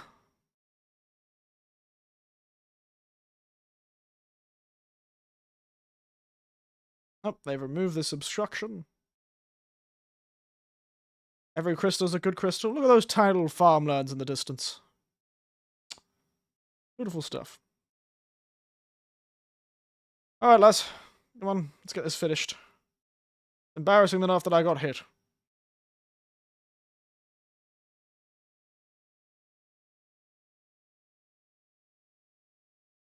And so ends a generally normal level. As always, with a dance party. It's the first time I've not got the quest on the first try. Really embarrassing stuff.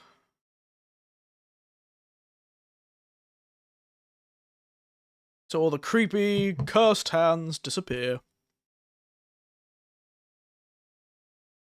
Ah, it's so frustrating. Tempted almost to do the quest again. But there's a boss fight, so we'll do that instead. Go to Kinikaya village. It's a very beautiful little village, Kinikaya. I love this one. Look how cute it is. Quaint. Look at all these flowers and farms and...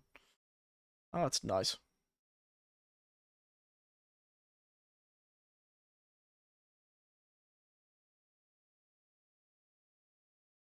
Ittarashai. Ittekimasu. Ittekimasu. So annoying. It takes so long to do a level 2, it's kind of a pain in the arse to go backwards. Alright, boss fight time! Oh no, this is the Raijin bastard, isn't it? Oh, these guys are a pain in the goddamn ass.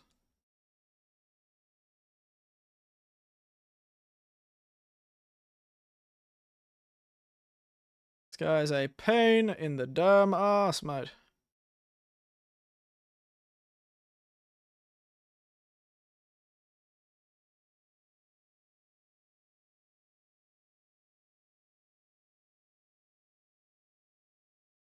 No, I'm not gonna waste that much. He's resistant to priest, which is the worst part. Oh, the aesthetics can't harm him. We're going full melee for this one. Melee and guns.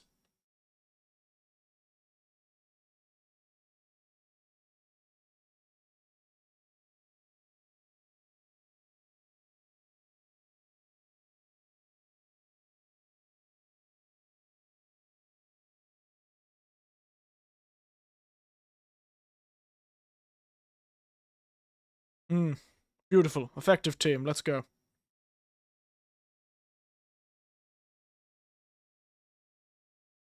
Great team. Love it. Yattalo indeed. Let's do it.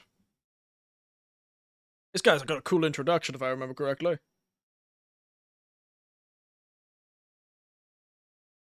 Because he, like, bloody appears out of the gate itself. The gate gets a mask. Boom. There he is.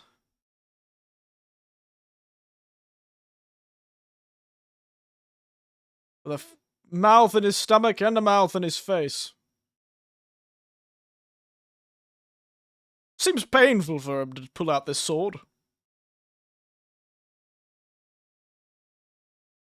That Raikobo. So cool. What a cool boss.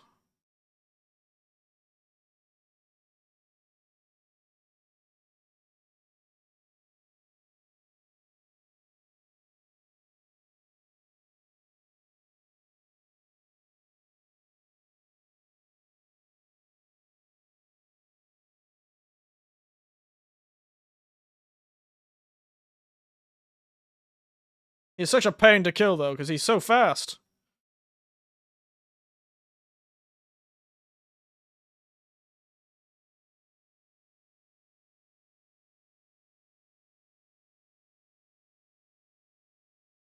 He's so fast and so strong.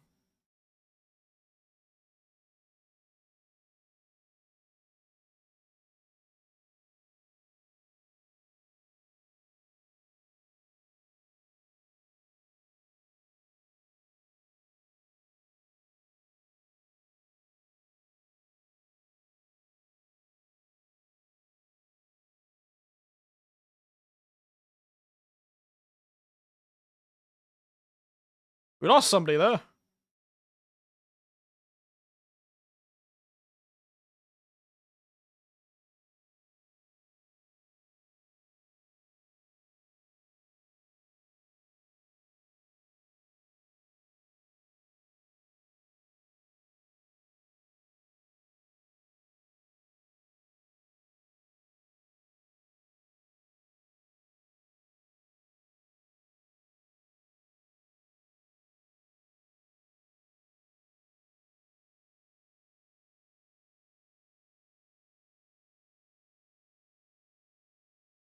God, he's such a pain in the ass to hit.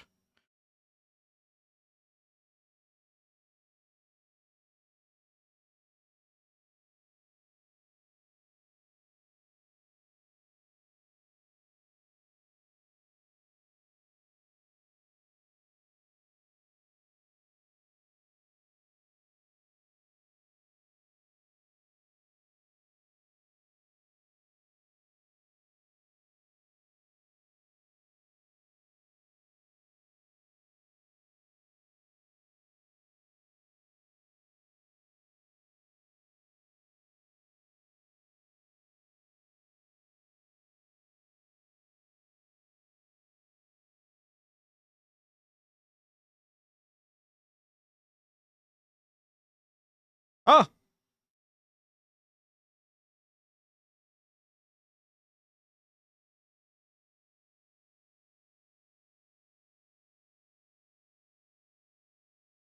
I've lost so many people.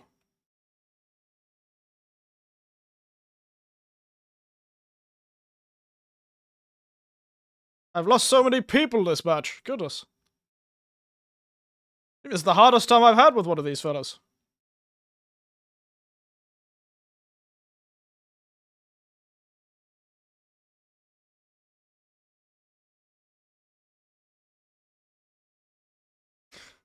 God, I lost 3 fellas. My goodness, that's quite rare for me. I don't usually use that many people.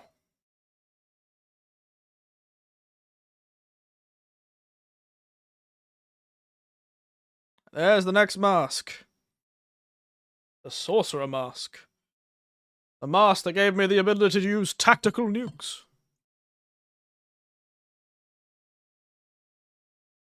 Good time.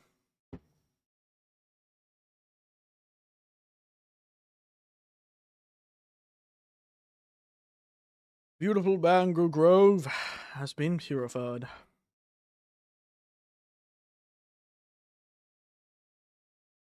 We have the Natharasaur Wind Caves, the village, and then we have the boss for the village, and then we have this sort of train all the way to the top. The long way to the top if you wanna rock and roll. Without lighting any lanterns, easy, already done that before. I shouldn't have a problem with that.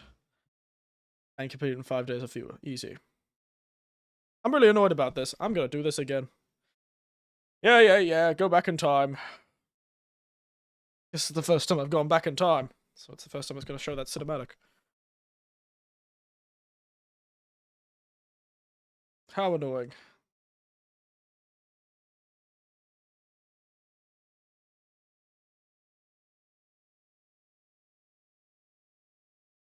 Can't believe I screwed up.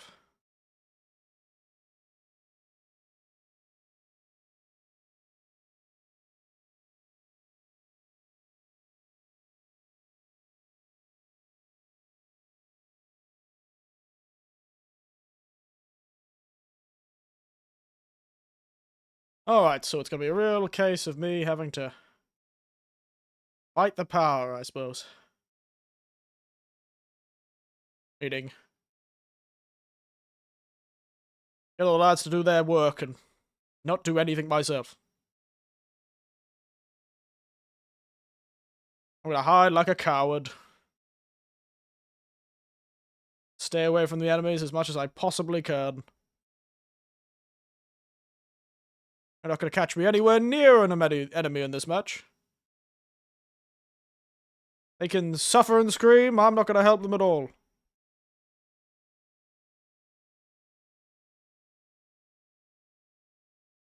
Suffer and scream they can do. I'm not gonna help them at all.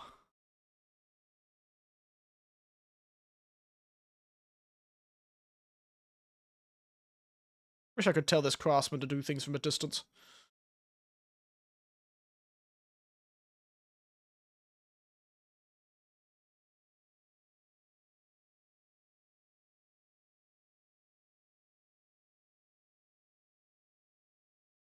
I remember one of the bonus quests for this mission that was collecting all those damn pots, and I had to do a final part of the quest with a really, really bad spot because of it. Yoshino, the lady I'm trying to protect, was right next to all the enemies for the whole last night, and it was a real pain in my ass.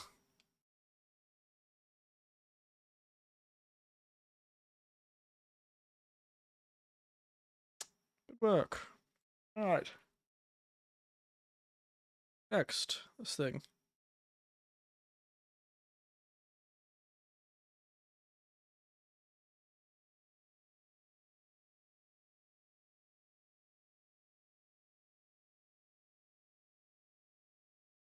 Crystals. Alright.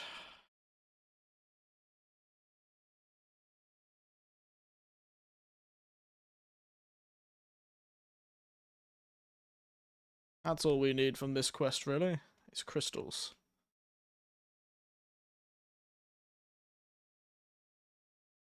And now I know those bastarding jumpy fellows are going to be everywhere. Might need to do something about that.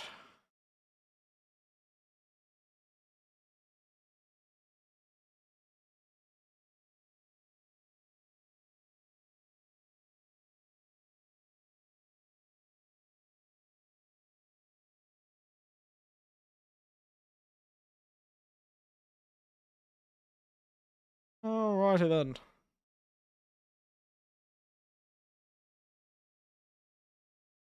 Not gonna get it done in time, but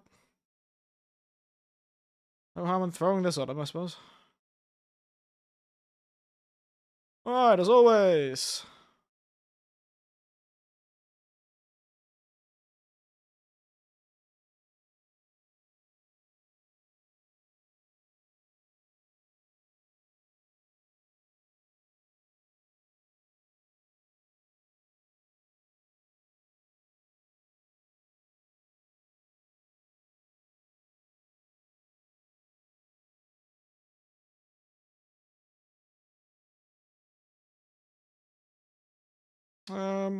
We probably need more spearmen in this, to be honest.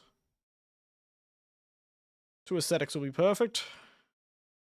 Second one can sit back here.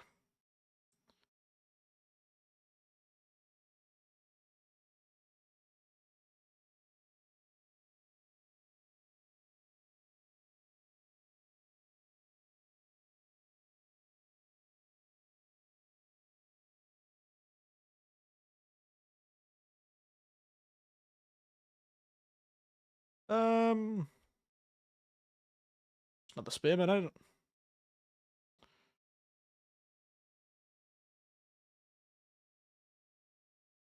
Big man with a gun.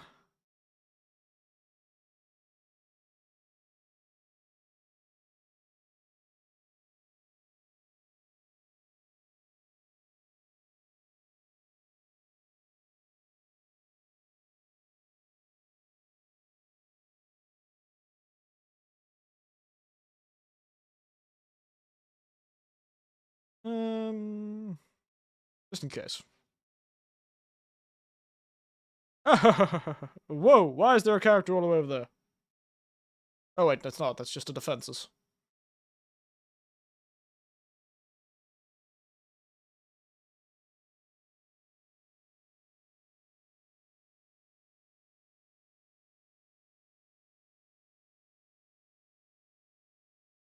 And I'll just assist by shooting an arrow every now and then. I'm sure that'll be helpful.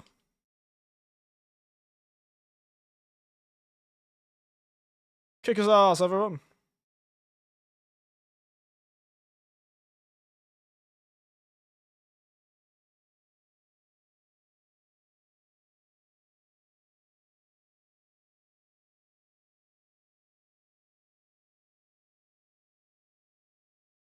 Remember, I have to avoid taking damage. So no unnecessary risks. Really, I shouldn't even be healing. I should be getting a healer to do that.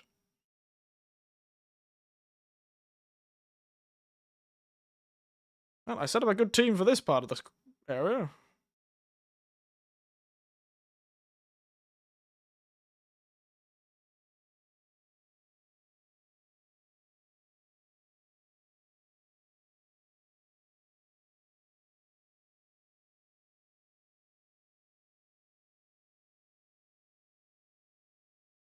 Good job, lads. Shoot them all to death. I'm gonna hide like a coward. Like the coward I truly am.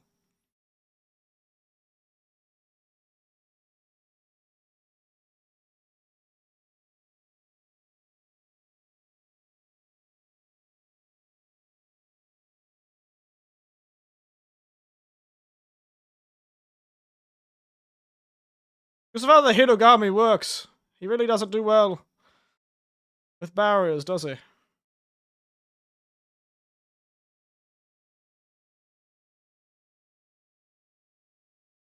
Oh!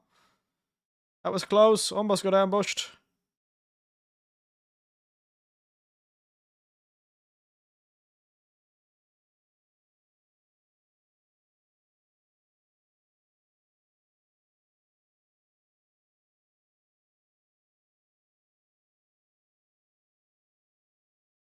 Almost got hit by one. That was close.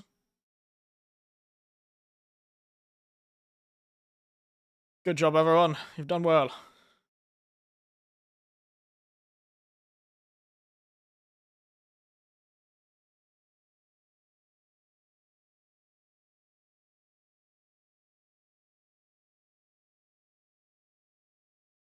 I'm just gonna sit here and drink my wine. I'm not allowed to do anything. Eric, forgive yourself. You don't need to micromanage. It's okay. Trust in your employees, Eric.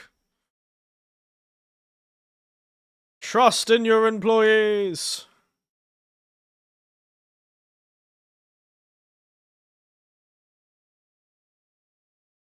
Trust in them, Eric. They're good people. They're effective workers. They know what they're doing.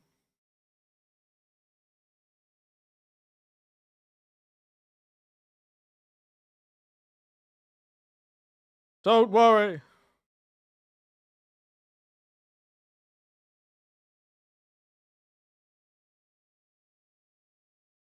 You've got this.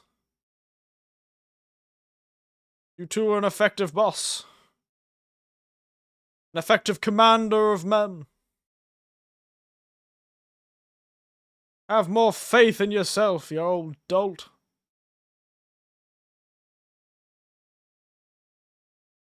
Whee! Get rid of those gross arms. We don't like them here.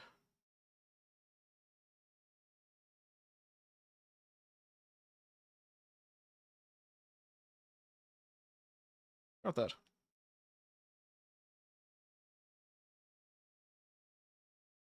Alright.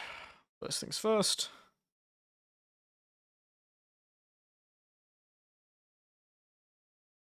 More crystals for the soul.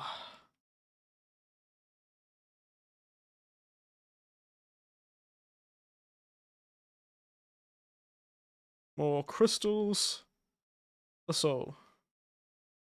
I'm so glad that doesn't count as damage, because that would be so annoying.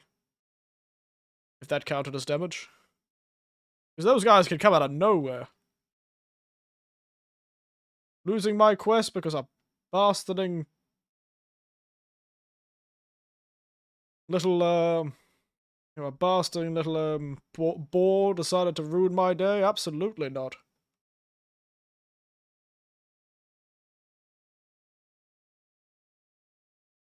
Wouldn't love that to happen.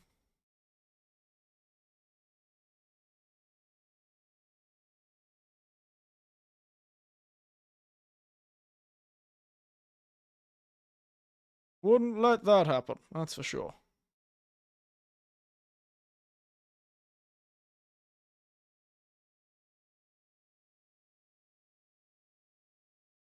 I've never found much use for the cannons in levels. They always seem a bit useless to me.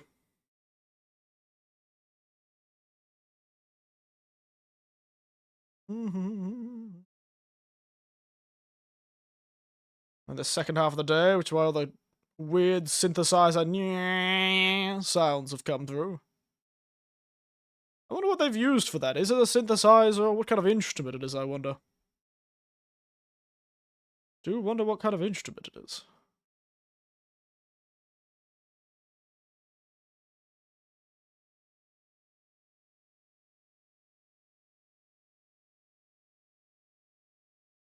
It all set up for the next day.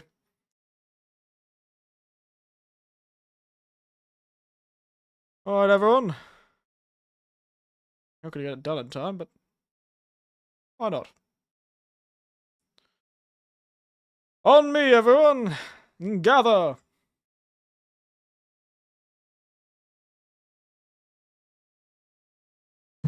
Alright.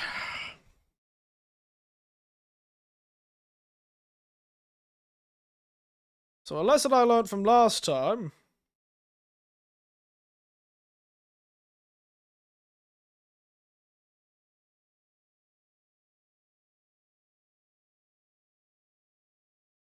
is that I need actually a lot more people in this area, so...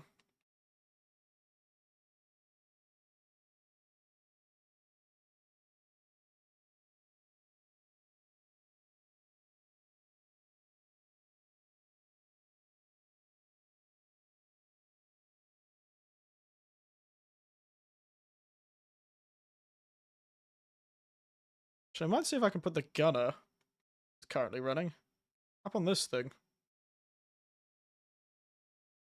I don't think they're gonna get past the barrier, but I would like them to sort of defend it, at least.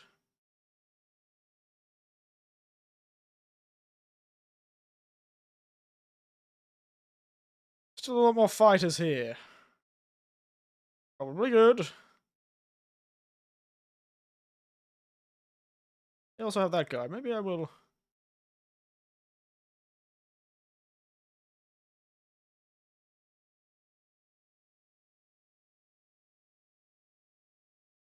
They've essentially got 4 fighters, don't they?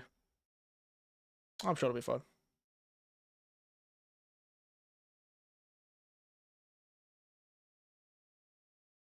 I'm not gonna go after the bloody chest. You know, I am feeling that I need to bring one of the spearmen back here.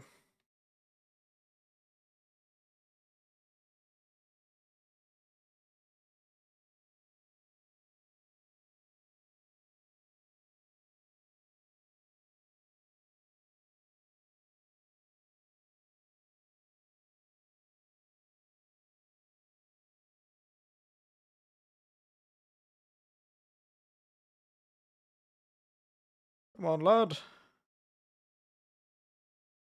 Get her after him.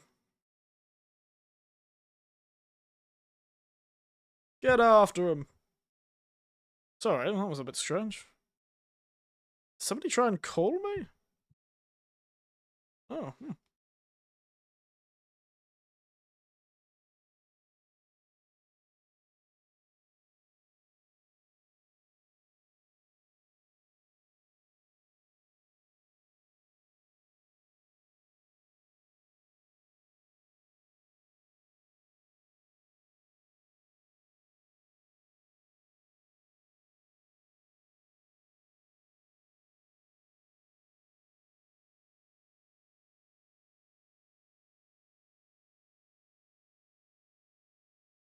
I've got more bloody... Okay, they're handling back there pretty well. Good stuff. I think I may have overestimated the amount I need for that, actually.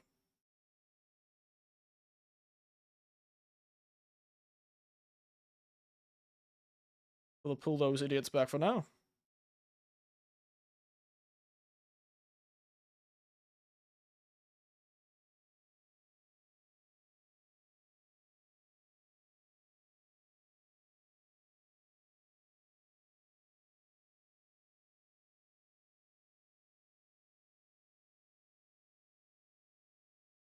Ah, yeah! Ah! Eric.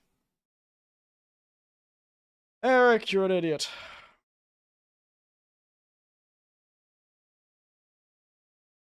Just stay away! Stay away from the enemies. Why do you keep trying to micromanage? You're only hurting yourself and wasting your own time.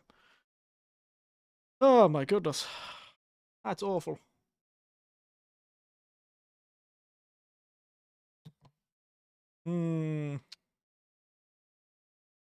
Honestly, I could finish this tonight.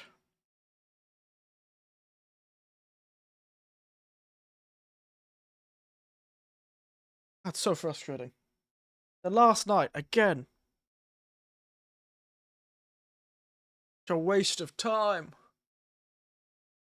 Such a waste of 10 minutes. My god. It's tragic. What I should do...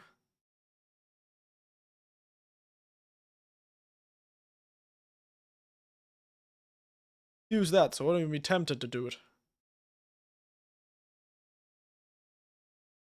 Decrease my own attack power a lot.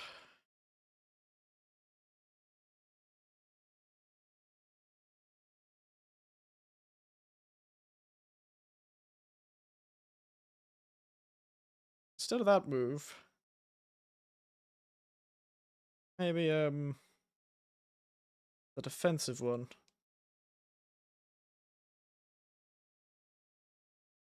God, Eric, you're such an idiot.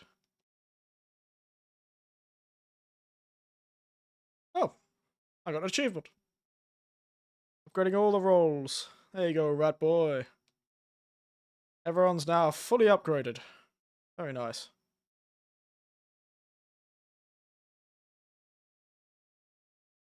Okay, one more try, and I think it'll be the last level we do for the night. It's clearly giving me a lot of trouble. And next time we can finish up. I think next time will be a day stream when we do this next time. I have no idea when that's going to be. Nope, that's not the right quest. I was not meaning to go to that one. Didn't mean to go to the dark cave, sorry. That's not what I meant to do.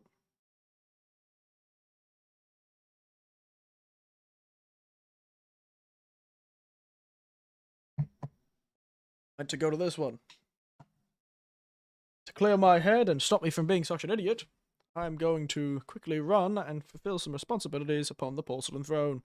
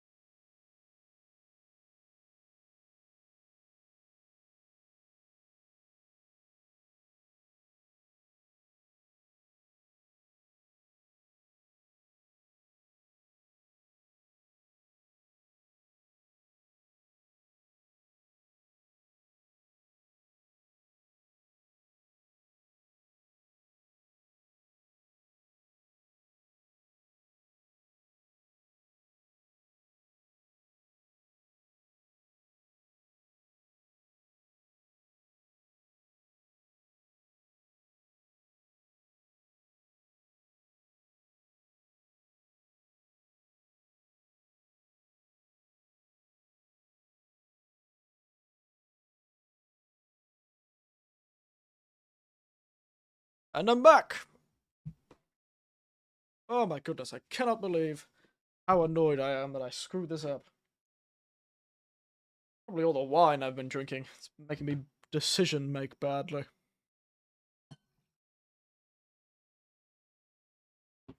Doesn't mean I'm not going to pour myself another cup. I am nothing if not Australian, for my blood flows wine. And out my bladder flows piss. The classic Australianism.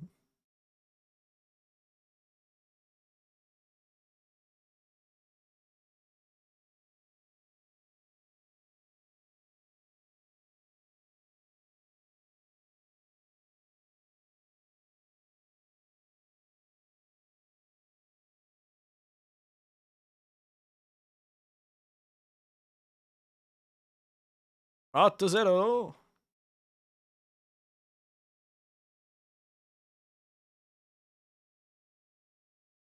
In my blood flows wine, and in my bladder flows piss. Truly, wiser words have never been spoken.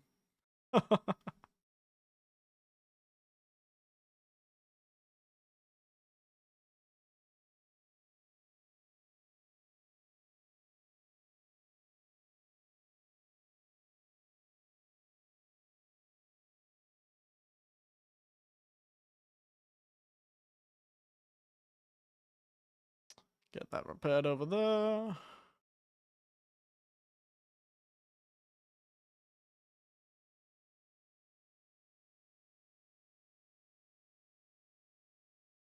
All I want is those crystals. Those rations.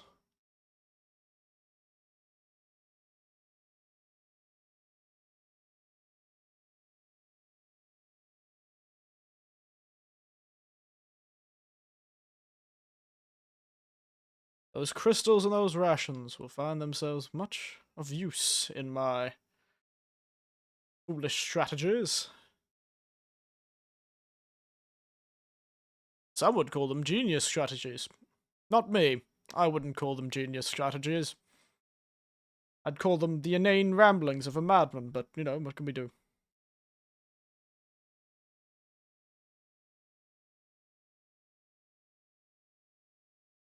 Why not?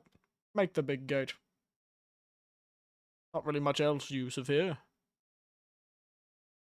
Not really much else of use in this level, really.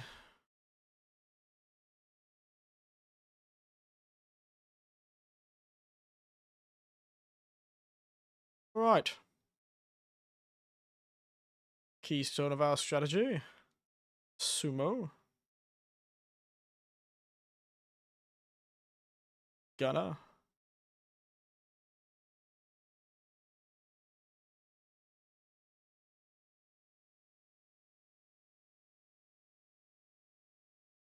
Spearman. 2 aesthetics.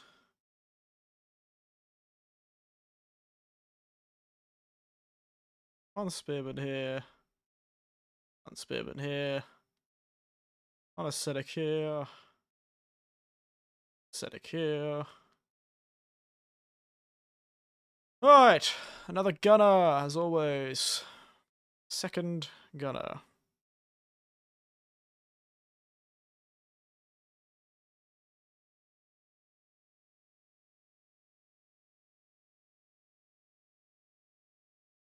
Axe. Axe. Spear. Spear.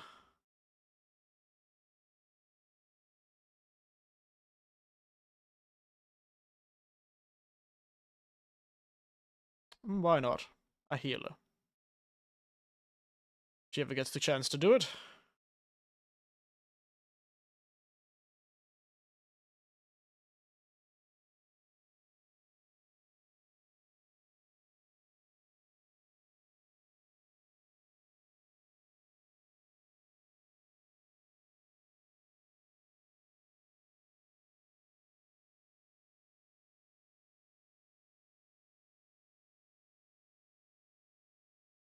Just step back for now.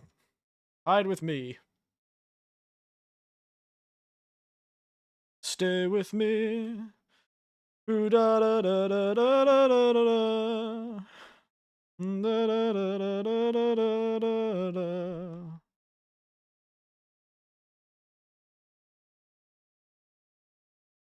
I'm not gonna do a damn thing. I'm gonna sit here and I'm gonna drink. I'm gonna drink wine.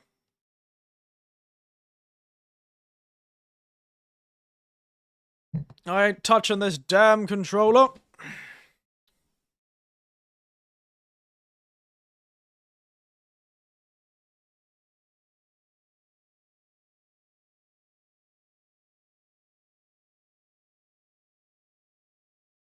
I ain't touching it. This game is gonna play its damn self. If it's the last bloody thing I do.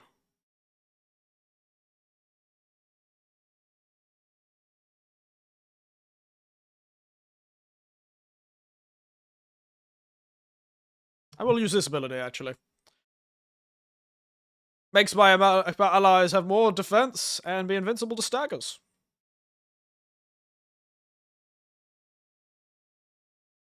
Also, they do more damage. I do no damage. So there's genuinely no reason I should be involving myself in fights.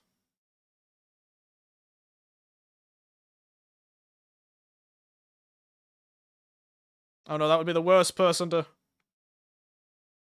Out of here! We cannot afford the sumo of all people to be possessed by the Kunitsu-Gami. That would genuinely be the worst person to get possessed. Truly.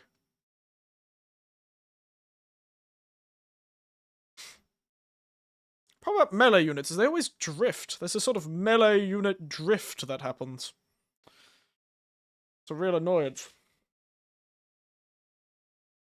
Stay with me. I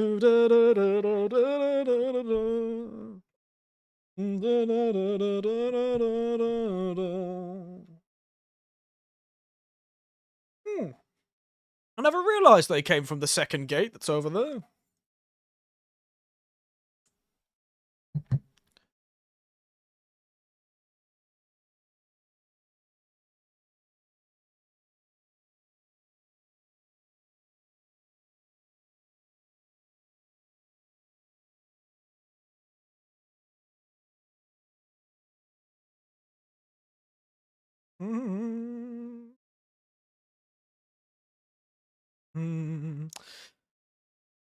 I'm so proud of my lads. Look him go.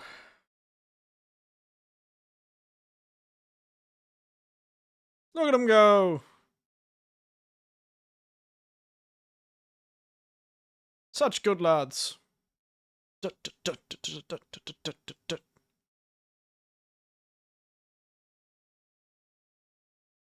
I don't really need to. The night will end before. An idle end before I can do a damn thing. I should have equipped the thing that makes me dance instead of actually hurt anyone.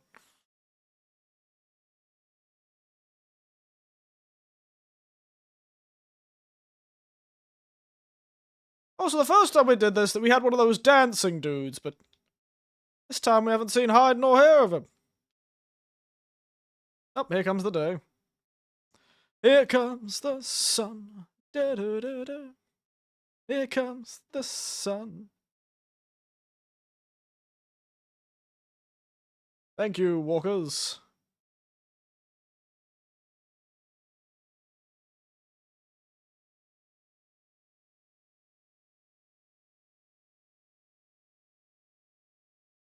Alright. Over here. Let's cure this defilement. And this time, I swear, we'll finish the level, because I will be unattached. I will care not for the plight of my soldiers, only for the plight of my own skin.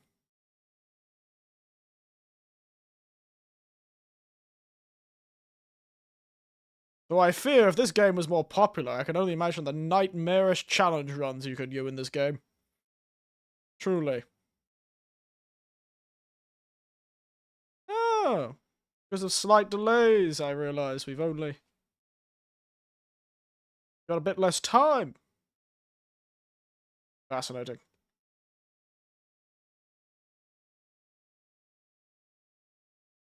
Because there is a slight delay from the last time we played last day.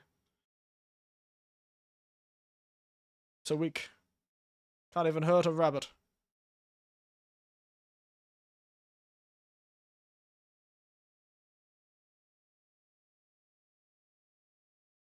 My god, he prepares so quickly. Stay with me.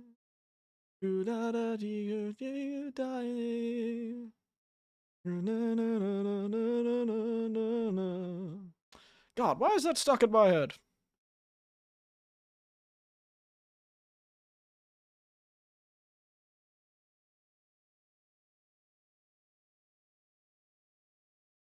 I care for you not, running pork.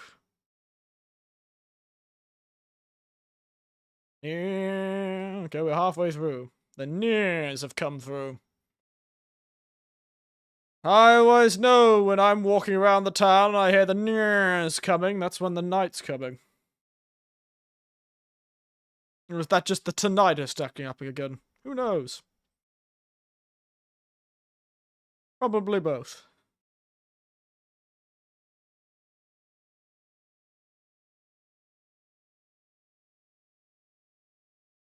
Probably both.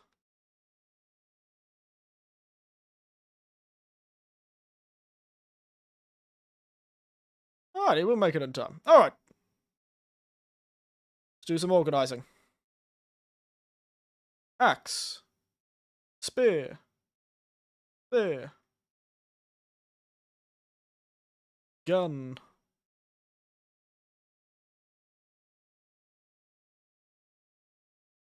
Gun. Priest.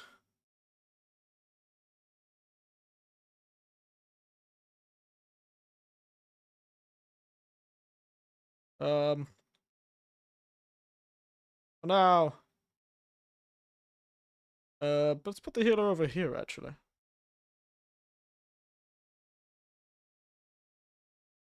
My cursor gun.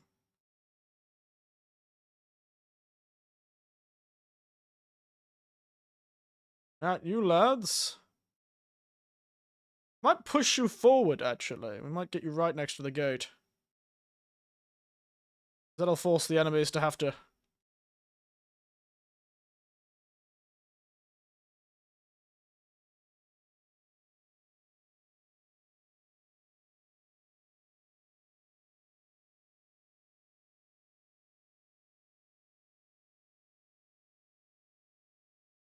I put two spearmen over there. I suppose that makes sense.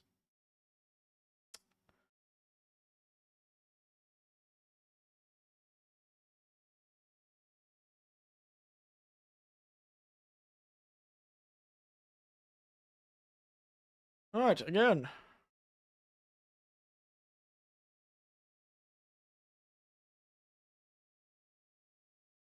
Give them defense.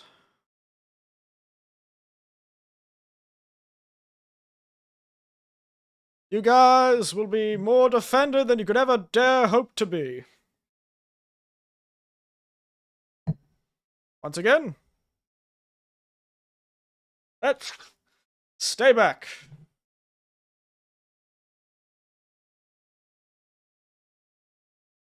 Whatever goes against my allies is not my problem.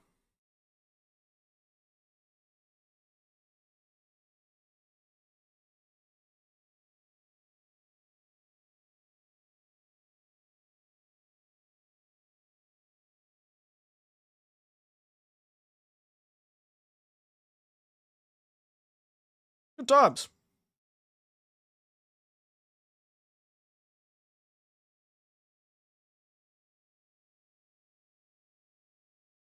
I'm sure they can figure it out.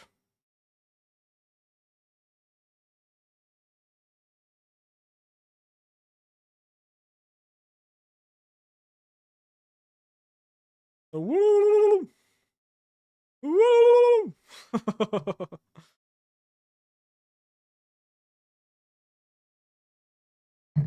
They can handle it. Probably.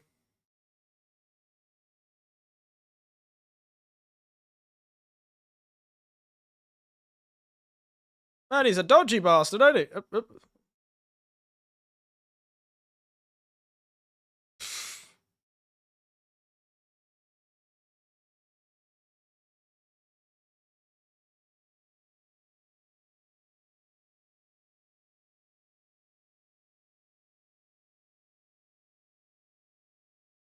We'll set ourselves up here, don't we?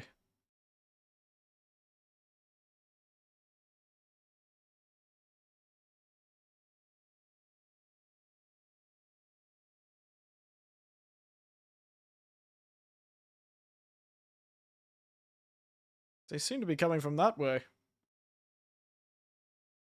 So.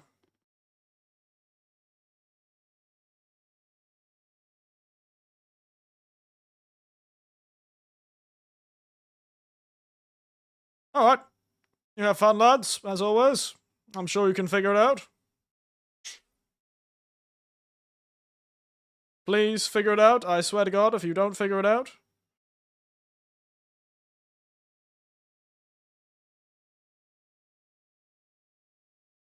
Ooh, smart. Pa!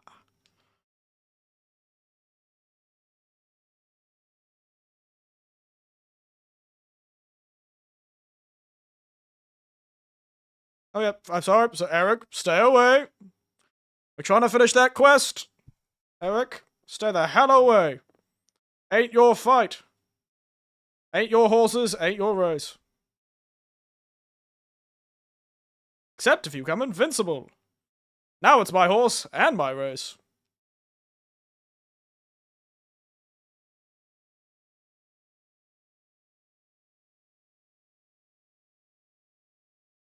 Bye-bye. Woo!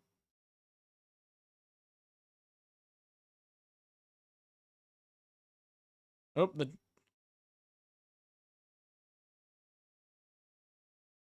I'm not too worried. The sun's come up. We've made it, lads. We finally did that goddamn quest. Christ. It was embarrassing how long that took. It really was.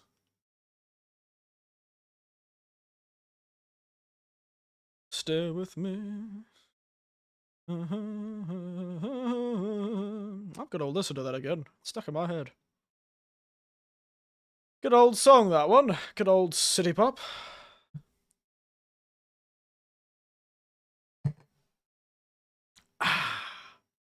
Beautiful stuff.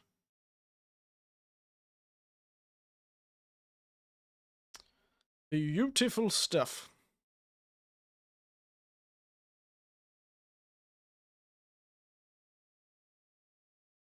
I've got no crystals for the next mission. Which is the cave, which is a pain in the arse.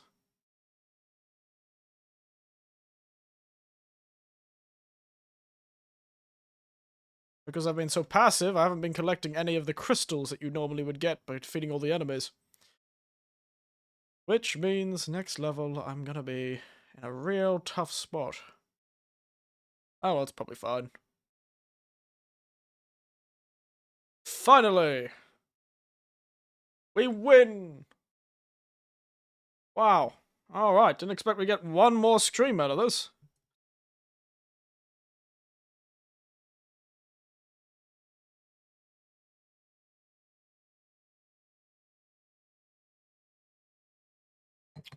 And I didn't finish the bottle of wine. About a quarter left of the bottle. Maybe a third. One of the two.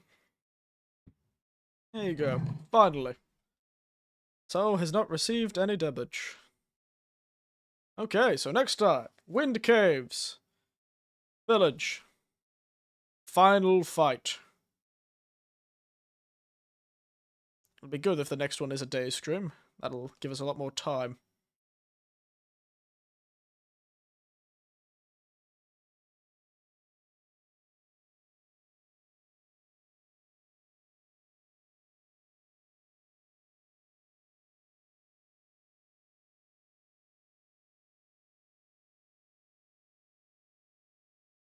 That's actually going to be a very useful one in this next quest. Not my damage, not the villager's damage, but me just being a brighter soul. It'll be a dark cave, and I'm not allowed to light any of the lanterns.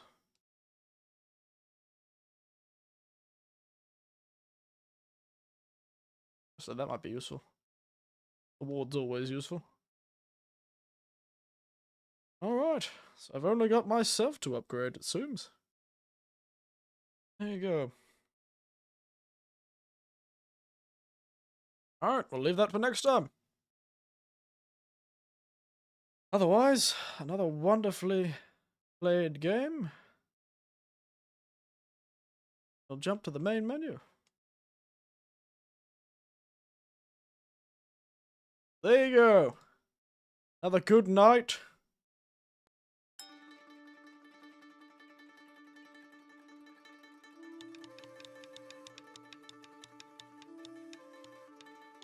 Of lovely times. And I'm just realizing the game audio was muted the whole time. Beautiful stuff, Eric. Truly, you are a master of your craft. A master of your craft indeed. How did I not notice the damn audio wasn't unmuted?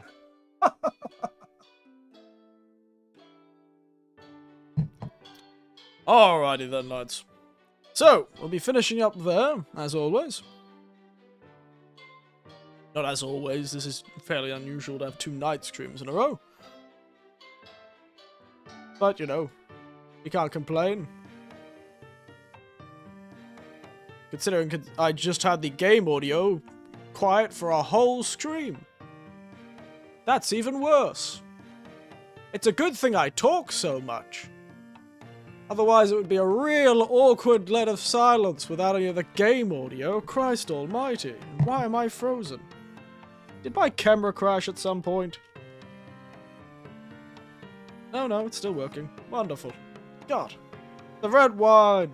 I got cursed by the red wine. My God. Anyway. I'll probably be taking a quick break tomorrow. Seeing as that it's a bit late. I could probably stream tomorrow morning, but the game, I haven't really decided what game we're going to be playing next, so I think it's best if we take a break for a day, and I figure out what the hell I'm going to be doing next. It's probably going to be back with Wukong, because that's the one I've most thought about recently, but it's entirely possible it could be something else, like...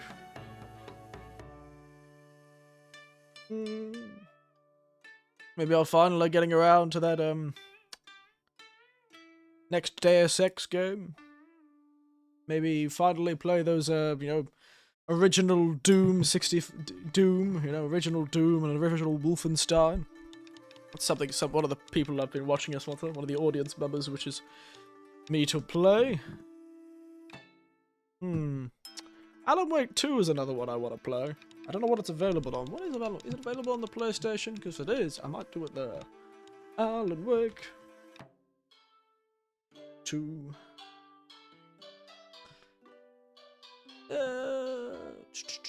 PlayStation 5. Yeah, it's on PlayStation 5. I'll see if I can't find a cheap version of it at some second-hand store. There's a lot of cheap stuff at second-hand stores in Japan.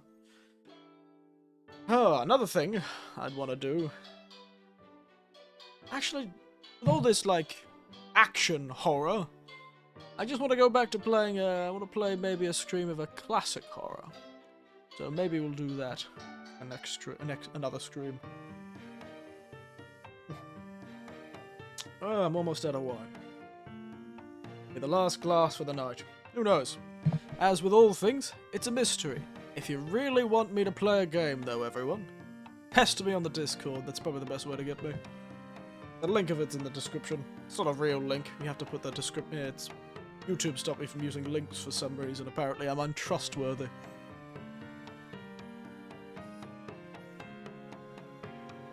Anyway, it's likely next stream will either be Black Myth Wukong or one of the many other things I've decided to do.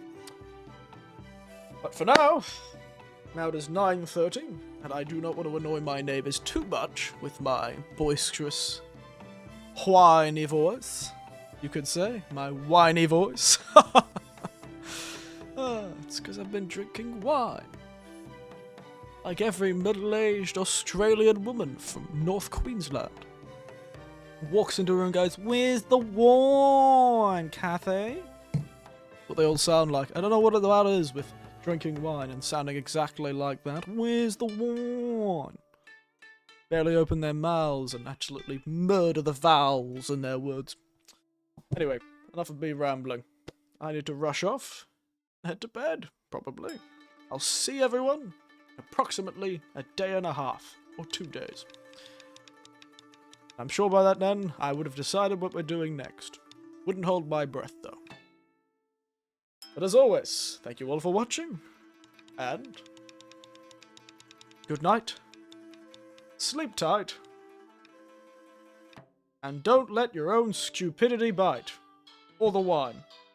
Don't let the wine bite. The wine will bite you if you're not careful. Respect the wine. Otherwise, nighty night everyone. I'm off. See you next time.